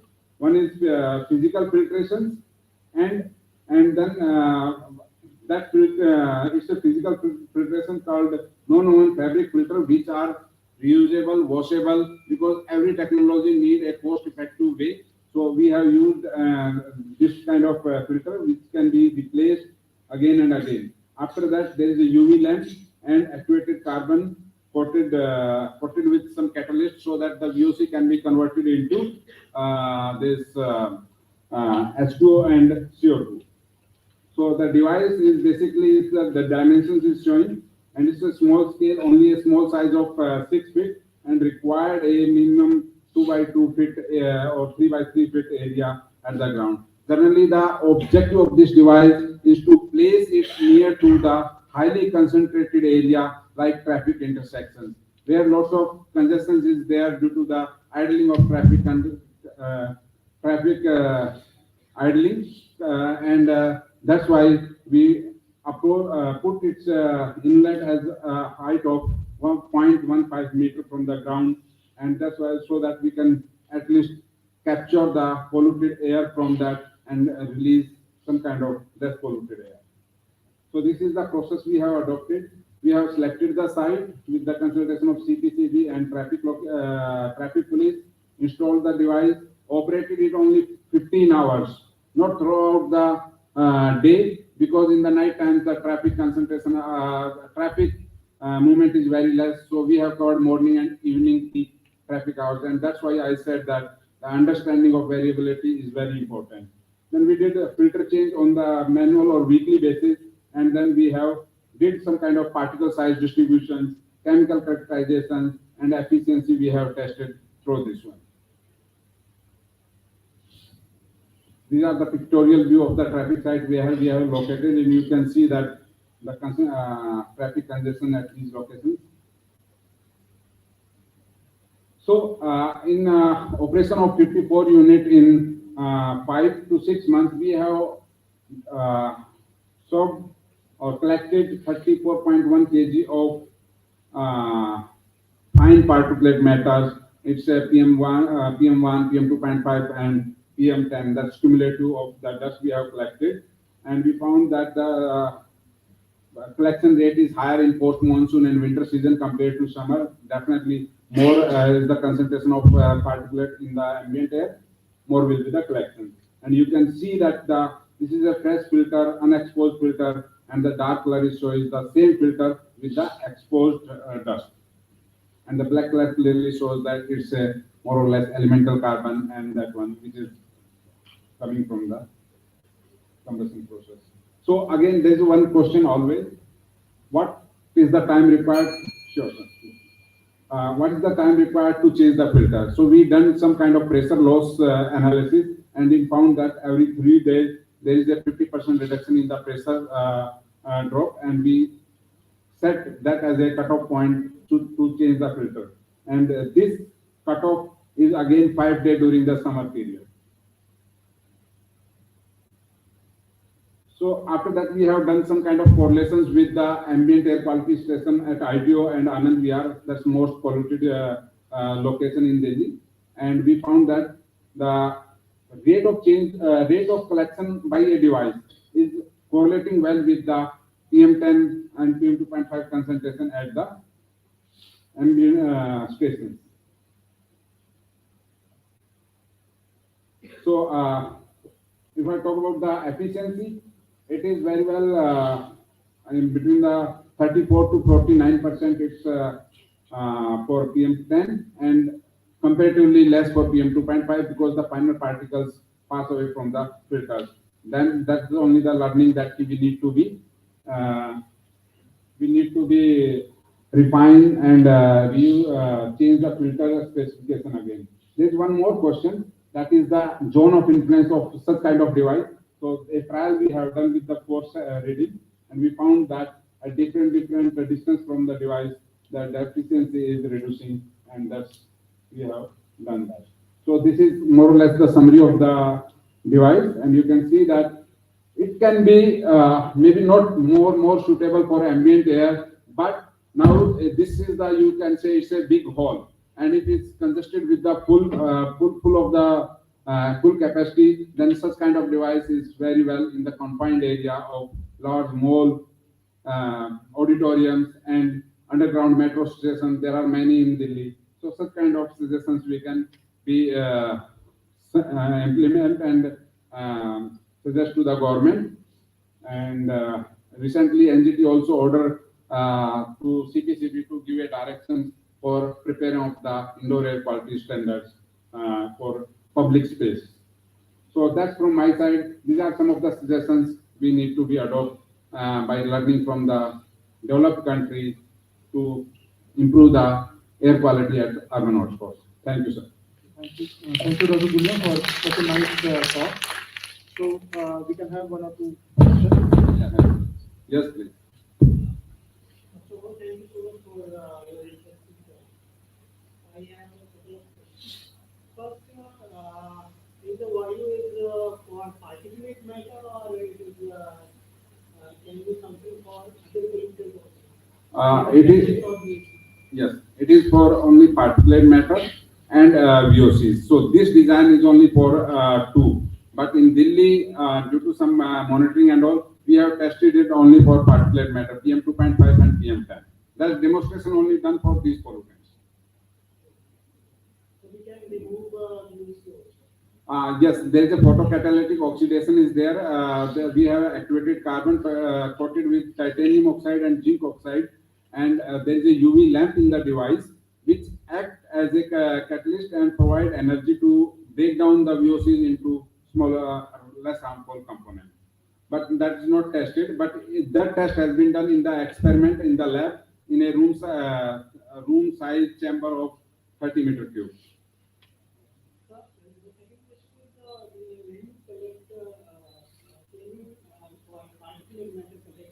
Yeah. What kind of filter we are using?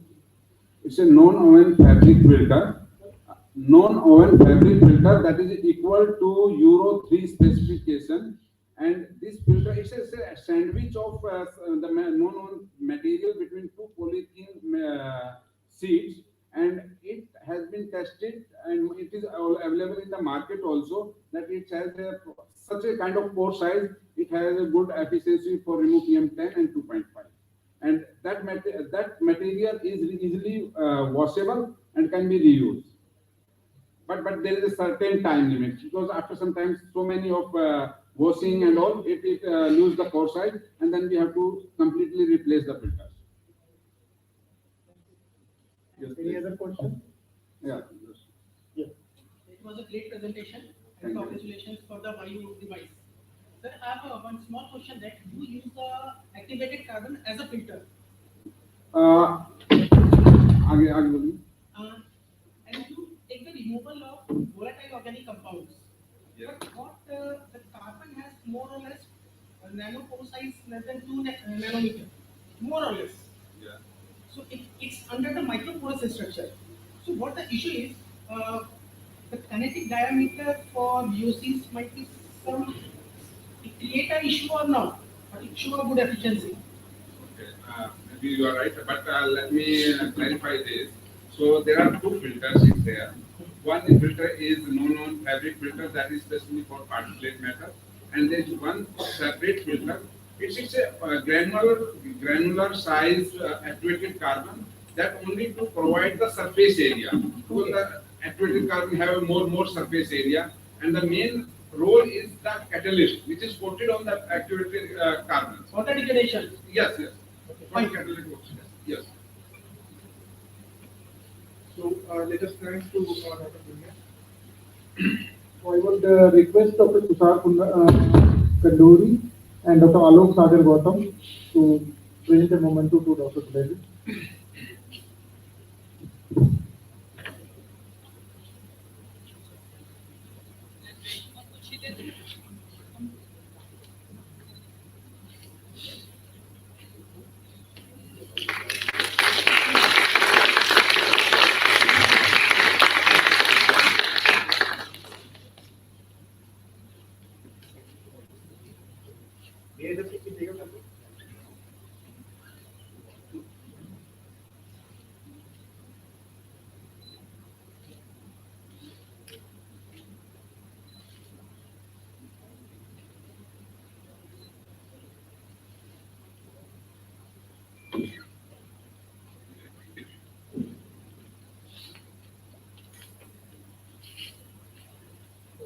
So we can now have oral presentation. So from the last session, Mr. Prashant Pandey, is he here?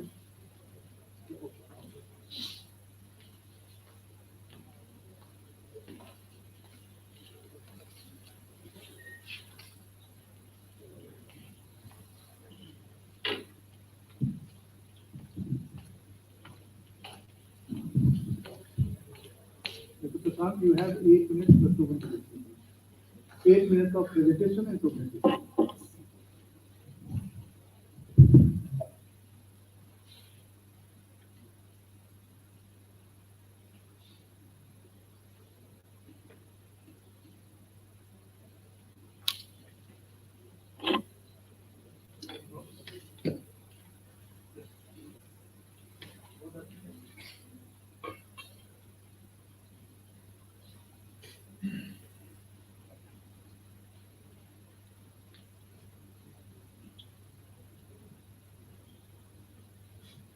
A very good evening to chairperson, faculty, scientists, colleagues.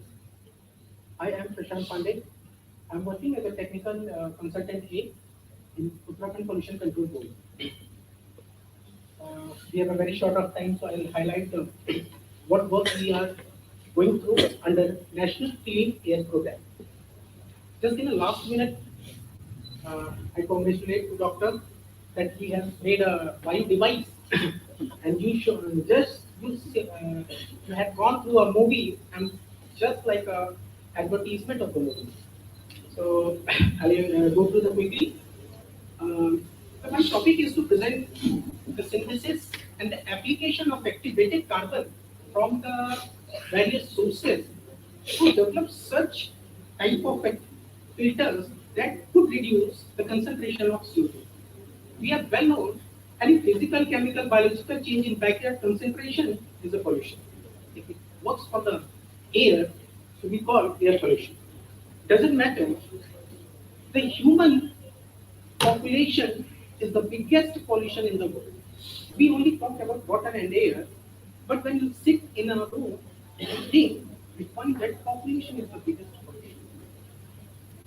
So, industrialization, urbanization, infrastructure development does not cost for us. The thing is cost for us is our population. Now the thing is, why we are working on low cost things?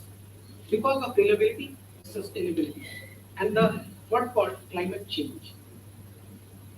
So we collected carbon related starting materials from the local cases in University in Dehradun, from the UKPCB campus.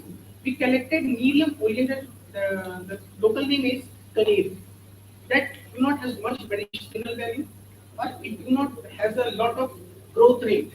Means अगर हमने एक beer फेंक दिया तो जरूरी नहीं है उसका प्लांटेशन हो ही जाए. तो एक ये भी चीज हमें सजेस्ट करती है for its applicability. Second thing is in our preparation we do not focus on much things. We reliable make ourselves only use a single chemical that is zinc chloride and hydrochloric acid for their chemical activation. We activated carbon because we find more effective technique that is absorption among various techniques like photocatalytic, microbial degradation, and others. We had various of advantages with the absorption like high surface area, low cost, high volume, and other things. So this is the whole preparation of the activated carbon, what we did in our laboratory. But the thing is, we collected starting material from the local area and we prepared the activated carbon with the surface area of 571.4 meter square per gram. It has a big surface area. But when we compare with the commercial activated carbon that is of more than 1,000 of meter squares per gram, it has quite low. Because of its natural phenomena, because it has oil and has polymers in it.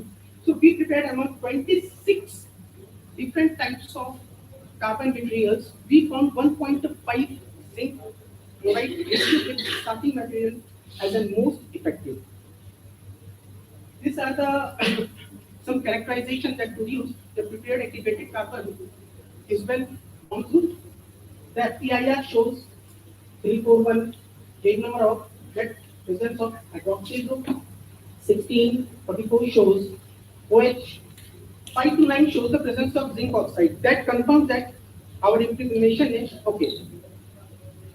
This is the adsorption study setup where we evaluated the adsorption performance of activated carbon against the carbon dioxide. We used the change in gravimetric method we used for their performance evaluation. We observed flow rate, temperature, column height for their efficiency. We observed that the activated carbon was much effective at room temperature, more or less around 20 to 25. We had shown the 20 to 45. We can see 20 temperature becomes the optimum. The flow rate, we has increased the flow rate, we increase the as we increase the flow rate, reduction of the efficiency can be observed. The thing is, we do not have much time to get the interaction of activated carbon pores because it has microstructures, and after finishing of the monolayer adsorption, as what we saw in the nitrogen adsorption method, this is the isotherm that blue line shows. This is a one-time adsorption isotherm. Means it will follow the monolayer adsorption. More or less, adsorption will increase with the active sites or having the pressure. So ultimately, as we increase the column height, adsorption increases because of the interaction of the surface area. The third thing is the activated carbon can be reproduced by heating at 150 to 200 degrees centigrade. The thing is its application. what I talked initially.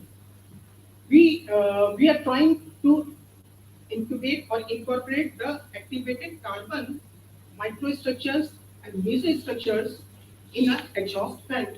So we could apply in a small volume of room. The thing is, exhaust fan has a high speed. So we try to reduce high speed. We try to make a column and insertion of the activated carbon.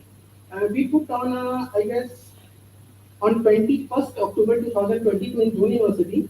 And before I came to here, and last on 3rd of November, I evaluated its efficiency. It was 25 milligram. But what I noticed for the carbon dioxide, this is wrong because I didn't characterize it. Because the room is full of many of gases. So I do not have characterization. I will go and I will check it out. Thank you so much for listening. I request if any questions. Thank you, Prashant. So we can have one quick question.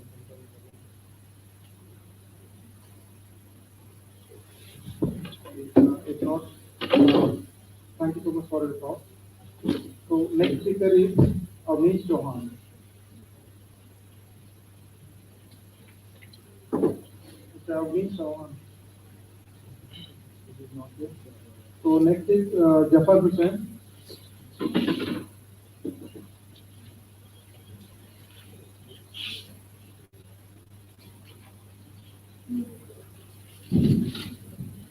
Okay, so we can move for the technical session 8. And the first oral presentation is by Kritika P. Bagh. Okay, the title of her talk is Bromine Chemistry over the Indian Antarctic Station, Bharti.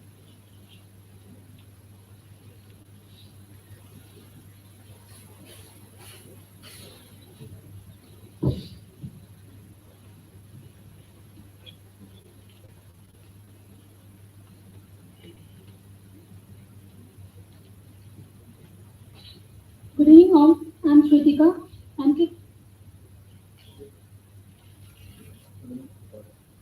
MTech second year student from Department of Atmospheric and Space Science, Savitribai Phule, Pune University. I'm working with Dr. Anup Mahajan and Dr. Rohini Baba. And my topic is bromine chemistry over Indian Antarctic Station, Bharat. We all know that about the ozone. It protects us from the ultraviolet radiation. Around 90% of ozone found in stratosphere, where only 10% in the troposphere. But still we require the troposphere ozone. While my topic is on reactive halogen gases, we know that there are ozone depletion events in the troposphere, like the Antarctic ozone hole. But in the spring season, there are some ozone depletion events in troposphere also, and reactive halogen gases plays an important role by act as a catalyst and causes the ozone depletion. This reaction shows this is the catalytic reaction of halogen gases. This is a diagram of BRO process in troposphere in the polar region. So the main source of BRO in the polar region is the snowpack. During the winter, the snow gets freezes and the salt is over the surface. It contains the hydrogen gases. It's transported to the atmosphere by wind and it oxidizes the mercury and gives the reactive gaseous mercury, and also it disturbs the ozone by the catalytic action. Well, I work, my side of my work is the Bharti station. It is the third Indian Antarctic station and established in the year 2012, administered by National Center for Polar and Ocean Research. We use the data from the NICROS instrument, which is installed over Bharti station, and our data period is from December 2018 to January 2020. There is total 416 days, in which we have only 320 days data. Well, these are some previous BRO study sites on the Antarctica, where study of BRO already taken, and so far arrival height shows the maximum amount of BRO, that is 30 picomole per mole. Here is the Bharti station. In this distant site, uh, we are interested in what happens here. Well, we use the technique that is the DOS, differential optical absorption spectroscopy. This is the spectroscopic technique for making the measurement of atmospheric composition. Uh, they, they have two types of light sources we use in this technique. That is the natural, like sun, moon, or we can say it's the passive measurement also, and the artificial measurement or active measurement, where, for example, xenon lamp or laser. The prevalence region where this DOS technique is used is the UV and visible spectrum region. This DOS technique uses the different platform like earphone, satellite, and even the ground-based instrument also. The principal use this technology is the Beer-Lambert law. This law is that I upon I naught is equal to exponential of cross section into concentration of observer into light path to the observer. Well, the instrument from where we get data is the MACDOS, multi-axial differential optical absorption spectroscopy. This instrument measures the atmospheric stress gases which is nearer to the Earth's surface, and its working principle is it makes the use of scattered sunlight along the different elevation angles. This diagram shows the geometrical uh, geometrical measurement of the macros. These are the elevation angles, and this is the solar zenith angle. We use the elevation angle sequences 1 degree, 2 degree, 3, 5, 7, 10, 20, 40, and 90. And our solar zenith angle is less than 84 degrees. These are some pictures of macros instrument on Bharati station, Antarctica. We measured the spectra, but to retrieve the spatial information from the spectra, we use the QROS software. We did the setting as per our species of interest. So we use the spectral window for BRO and O for 330 to 380 nanometers. And our analysis method is intensity fitting. We use the polynomial degree of order 3. Then we calculate the detection limit.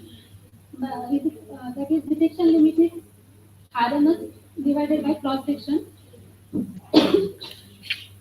That is the cross section of molecule. The cross section for O4 molecule is 4 into 10 raised to minus 46 centimeters square per molecule, and the cross section for BRO is 2 into 10 raised to minus 17 centimeters square per molecule. This is the analysis plot from QROS software. Then we got some results. We retrieved the Planck column densities of oxygen, dimer, and bromine in ultraviolet and visible spectrum region. We get the elevated concentration of BRO at lower elevation angles during the spring season, that is September and October. And maximum Planck column density of BRO is 4 into 10 raised to 14 molecule per centimeter is observed. There are 77 days where we found a good amount of Planck column densities for BRO. These are the BRO plots for some individual days. Here, this is in this plot at the lower elevation angle, that is 1 degree, 2 degree, 3 degree, we get maximum amount of Planck column densities of BRO. Again, in this plot, we divide the data in above and below the detection limit, and we use the detection limit as 2 sigma. Here is the day where we didn't get any BRO Planck column density. Surprisingly, on this day, that is 19th September 2019, there is highest concentration of BRO observed, but later it is found that it is the stormy day, and because of this, multiple scatterings happen. So actually, it is the false data. This is the BRO Planck column density at different elevation angle versus time. This is for whole year data. And similarly, we plot for the O4 differential Planck column density for different elevation angles. We did this for O4 because we required, in order to find the mixing ratio of BRO, we required the length, and to find the length, we required O4 Planck column density. So our future steps are, by using the O4 plan column density, we will find out the path length in Beer-Lambert's law. And using this path length, we will find the mixing ratio of BRO. After that, we want to quantify the BRO mixing ratio on O4, sorry, O3. Thank you.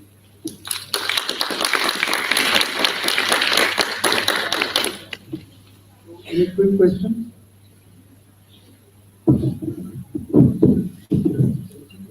If not, let's thanks to Kritika for your talk. So next talk is by Sunil Kumar Singh. Sunil Kumar Singh. Is not available. Okay. So next is Sunita Deviya.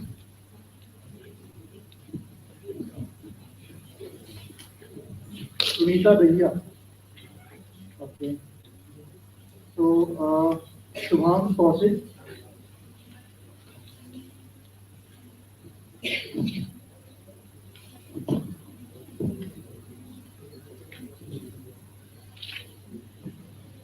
So the title of the talk is Study of Geo-Effective Solar Plasma Transient and Associated Geo-Effectiveness.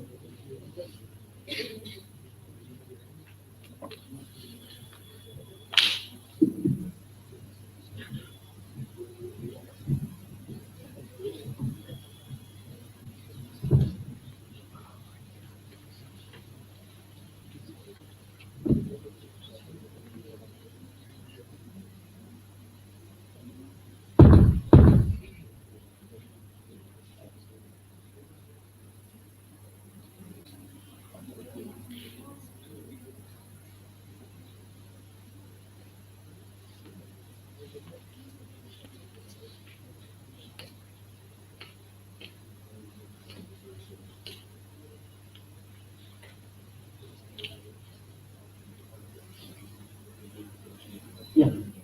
Good evening, everyone. We are going to talk here about the solar plasma transient and associated geoeffectiveness. This research work is in collaboration with Dr. P.K. Sharma. He's from Chinmay College. And what we are going to talk here is we'll discuss about the space weather and climate, the factors which are affecting the climate, then the sun and space weather, because it plays a vital role here.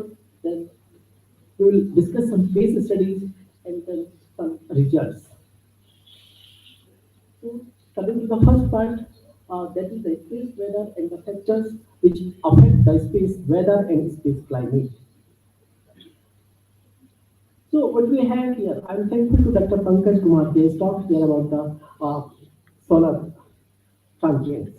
So just extending that, it has got two cycles. We know everyone that it has the 11-year solar cycle. It goes from minima to maxima.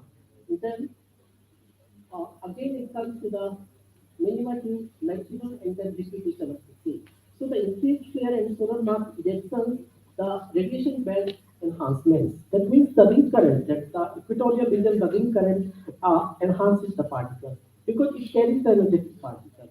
And due to that ring current, there is a disturbance storm time index that indicates the geoeffectiveness. So we are working on that, we are making that, and I'm sorry. Sure. Okay. The person is just comparing the solar cycles along with the time. We have from up to 2018, and here is the geometric storm, the green line. Then we have the solar flares. The solar flares, sunspots, they are the transients, and they are highly geoeffective. Whenever they come towards the Earth side, they influence the Earth's magnetic field. As a result, we have a chain of reactions, like the auroral activities, and at larger or shorter durations, they are influencing our space weather as well as space climate. So the bottom is just the comparison, the solar flare cycle, that in other words, it is a solar cycle, the 11-year, 22-year period that we have followed by the geomagnetic storm. That is the geomagnetic field variation along with the solar cycle.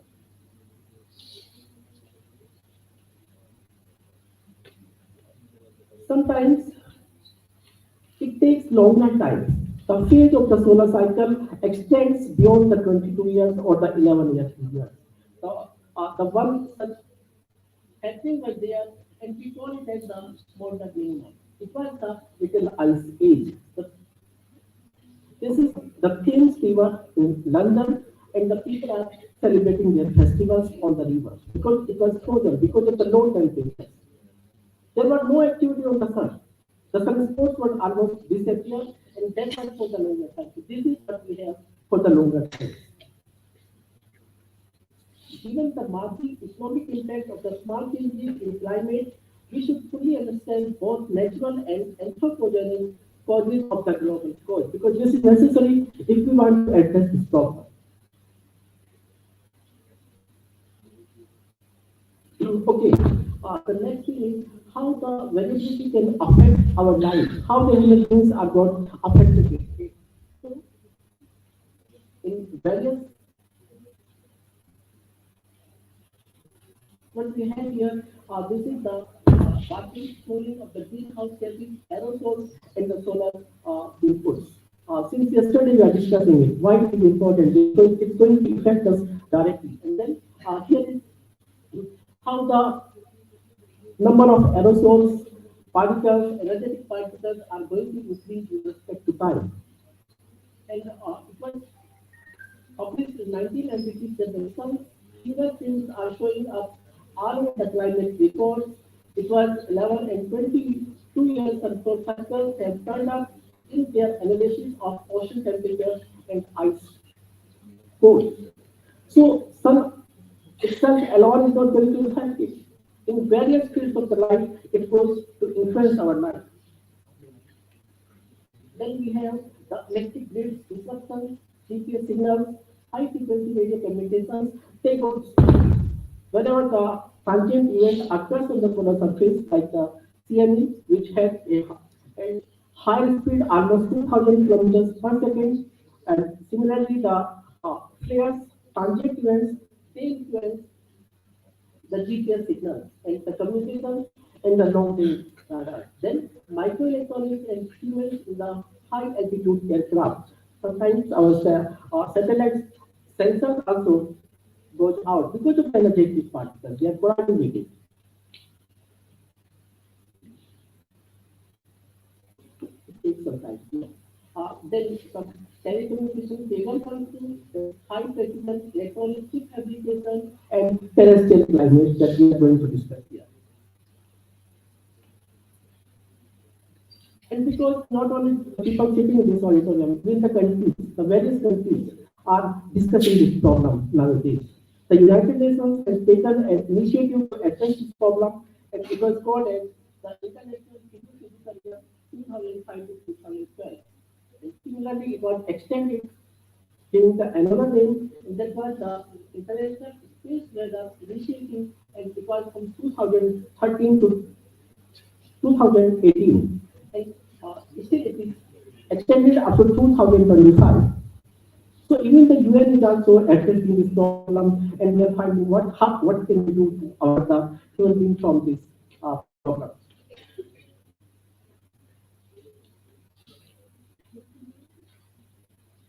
Okay, this is what I have already discussed here. So this is coming from this side. The Earth is here, and this is the matter to see. The plasma that is coming from this side, that interact with the particles, the energetic particles which are already in between.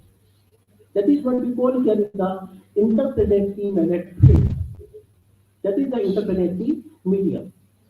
So after colliding, it goes like this, and along the neutral point, it comes back to the auroral regions and activates the chain of reactions, like the auroral activities, like the storms, etc. Can I have the water?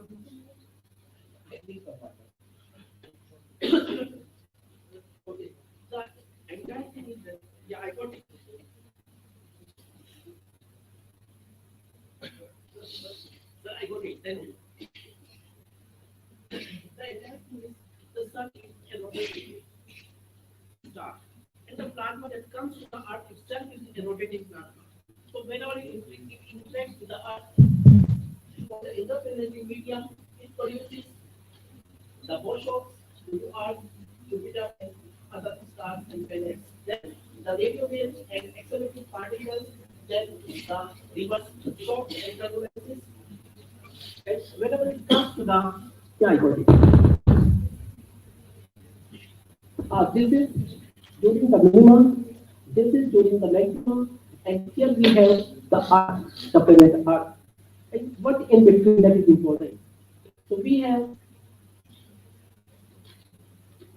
the varying, and what we have the three things, the radiation that comes from the sun, okay, the solar wind, and the energetic particles, that are the solar energetic particles. And they react, they interact with solar wind, energetic particles, and then we have some questions. I'm speaking some slides because I want to discuss as well. The cartoon sun and its tangents. Okay, it's just to give you an idea that we have maximum to minimum, and the things are just indicating the solar activities. The solar cycle, 11-year period, is just a ring on the surface. So this is just to give you an idea of the size of that.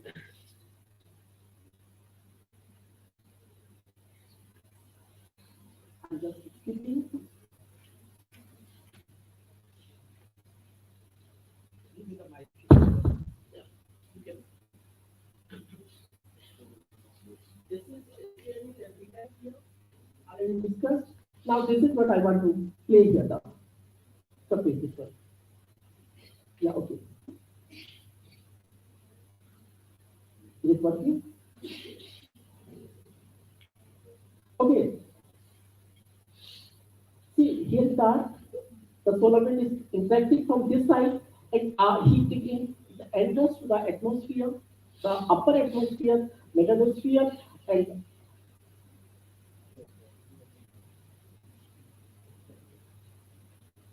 this is because this is the region where the magnetic field thickness is smaller. I mean, compared to the equatorial, it is lesser, and it's got the opportunity to enter in the mesosphere. So this is what we have the expression. Okay.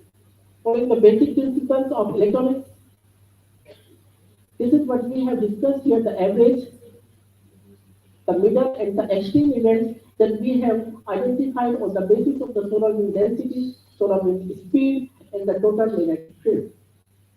This is what we have when we have identified the southward interplanetary magnetic field, and on the other side, when it becomes the northward. So this is what we have during the extreme cases. It is 4.46 radius of Earth, then 2.45 during the tail reconnectors. That is the aurora region. And similarly, the field is northward here. The strong turbulence, and that depends upon the solar activity, whether it is a transient plasma event. So, just skipping some more slides. This is during the northward iron and magnetic tubes and inside the field lines. That depends upon the kind of the structure that present in the solar wind. Again, the interplanetary magnetic field, that is 200 nanotesla, then here it is solar wind speed, and it is the temperature and density of the solar wind. The results. Okay, this is about the procedure. So I'm finishing in 1 minute. Okay, this is the selection of the events that we have identified on the basis of these tangents. This is the GLE event, because it not only influences the Earth's magnetic field, but it influences the cosmic ray particles also. So again, the events that we have selected for the CMEs, these are the number of CMEs along with the velocity of them. The GLEs, because we identify them with the numbers, so this is for the case of the GLE 59, then it is for the GLE 69. But we have plotted here is the cosmic intensity, and here is the symmetrical X. Symmetrical X is the indicator harsh geomagnetic activity. So what we see here, it follows the almost the same path that we have in case of GL69. So again, this is for GL69 and the same GL number 59, but this is for axial flux along with the intensity of the cosmic rays. Taking some more slides, the scatter plot. We have plotted the energy spectra of the events that were present here during the helium 3. That was the disturbance event occurred on January 2005 when the DST was beyond 2,251 Tesla. So again, the parameters, and we have we see here the P, the DST, the maximum depression. Similarly, the summary. About 84% of the GLEs are associated with hallucinogens, while 16% of the GLEs are associated with partial hallucinogens that we have discussed. What is that? Conclusions? Thank you. Thank you so much, sir, for your talk.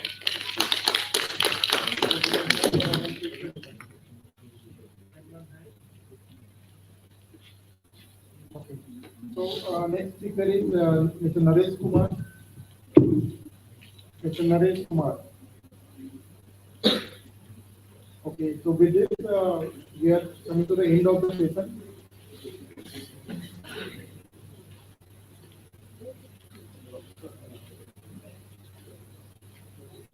So I would request to organizers to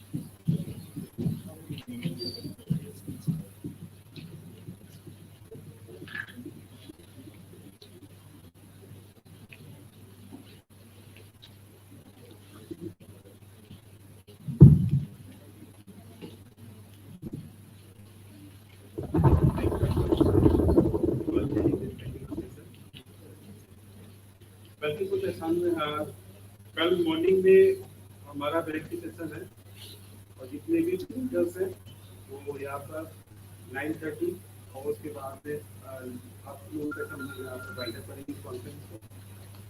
उसके बाद नए visit पे आप लोग department और जो भी university के कैंपस का आप उसकी विजिट कर सकते हैं। आफ्टर टुमारो अर्ली मॉर्निंग हम 5 o'clock हम डिपार्ट करेंगे बद्रीनाथ के लिए। इनका अभी तक कोई एक्कोमोडेशन इशू है किसी तरीके का है तो प्लीज आप हमारी ऐसी टीम में आप उसे कॉन्टेक्ट करें।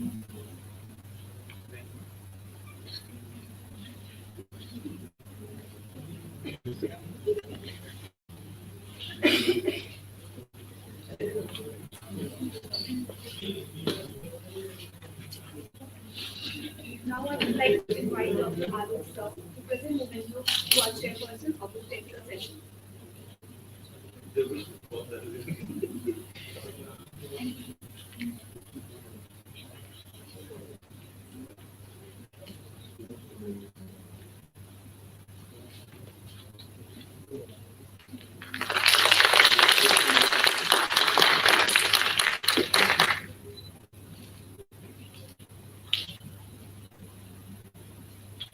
एक ग्रुप फोटोग्राफ आ जाए ज़्यादा अच्छा लगेगा। ग्रुप फोटोग्राफ आ जाएगा इसी बारे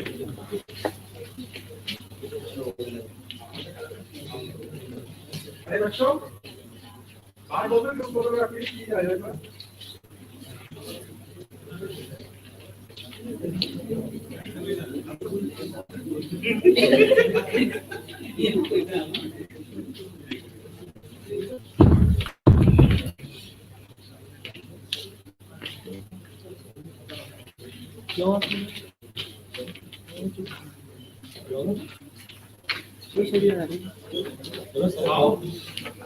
बड़े हाल साढ़े 3 से बाहर दिख रहे हैं या दिखते हुए ये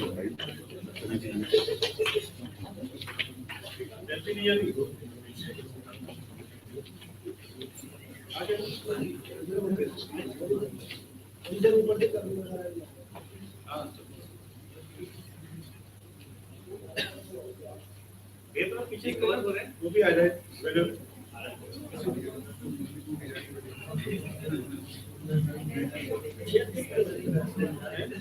एक कवर आपको कोई आगे बैठ सकते हो अगर आपको बाइक में आगे बैठ सकते हो जो बैठ जाएगा उसकी फोटो बहुत बढ़िया आएगी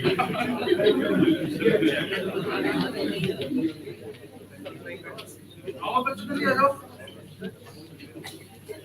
ये मत कहना मुझे बताया नहीं कौन जल्दी आओ बात क्या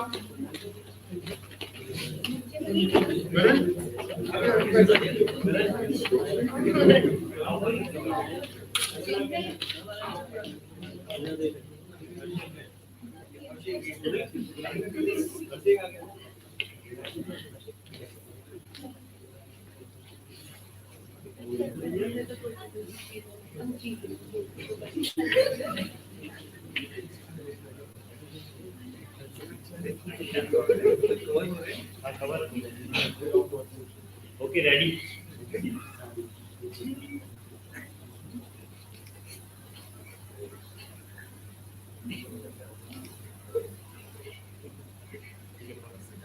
थैंक यू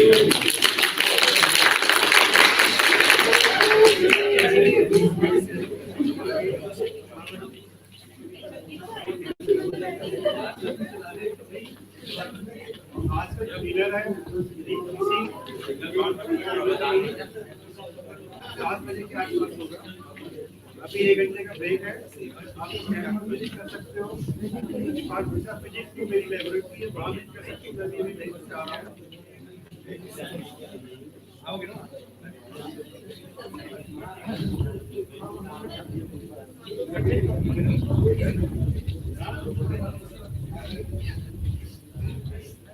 बच्चों क्या है आपका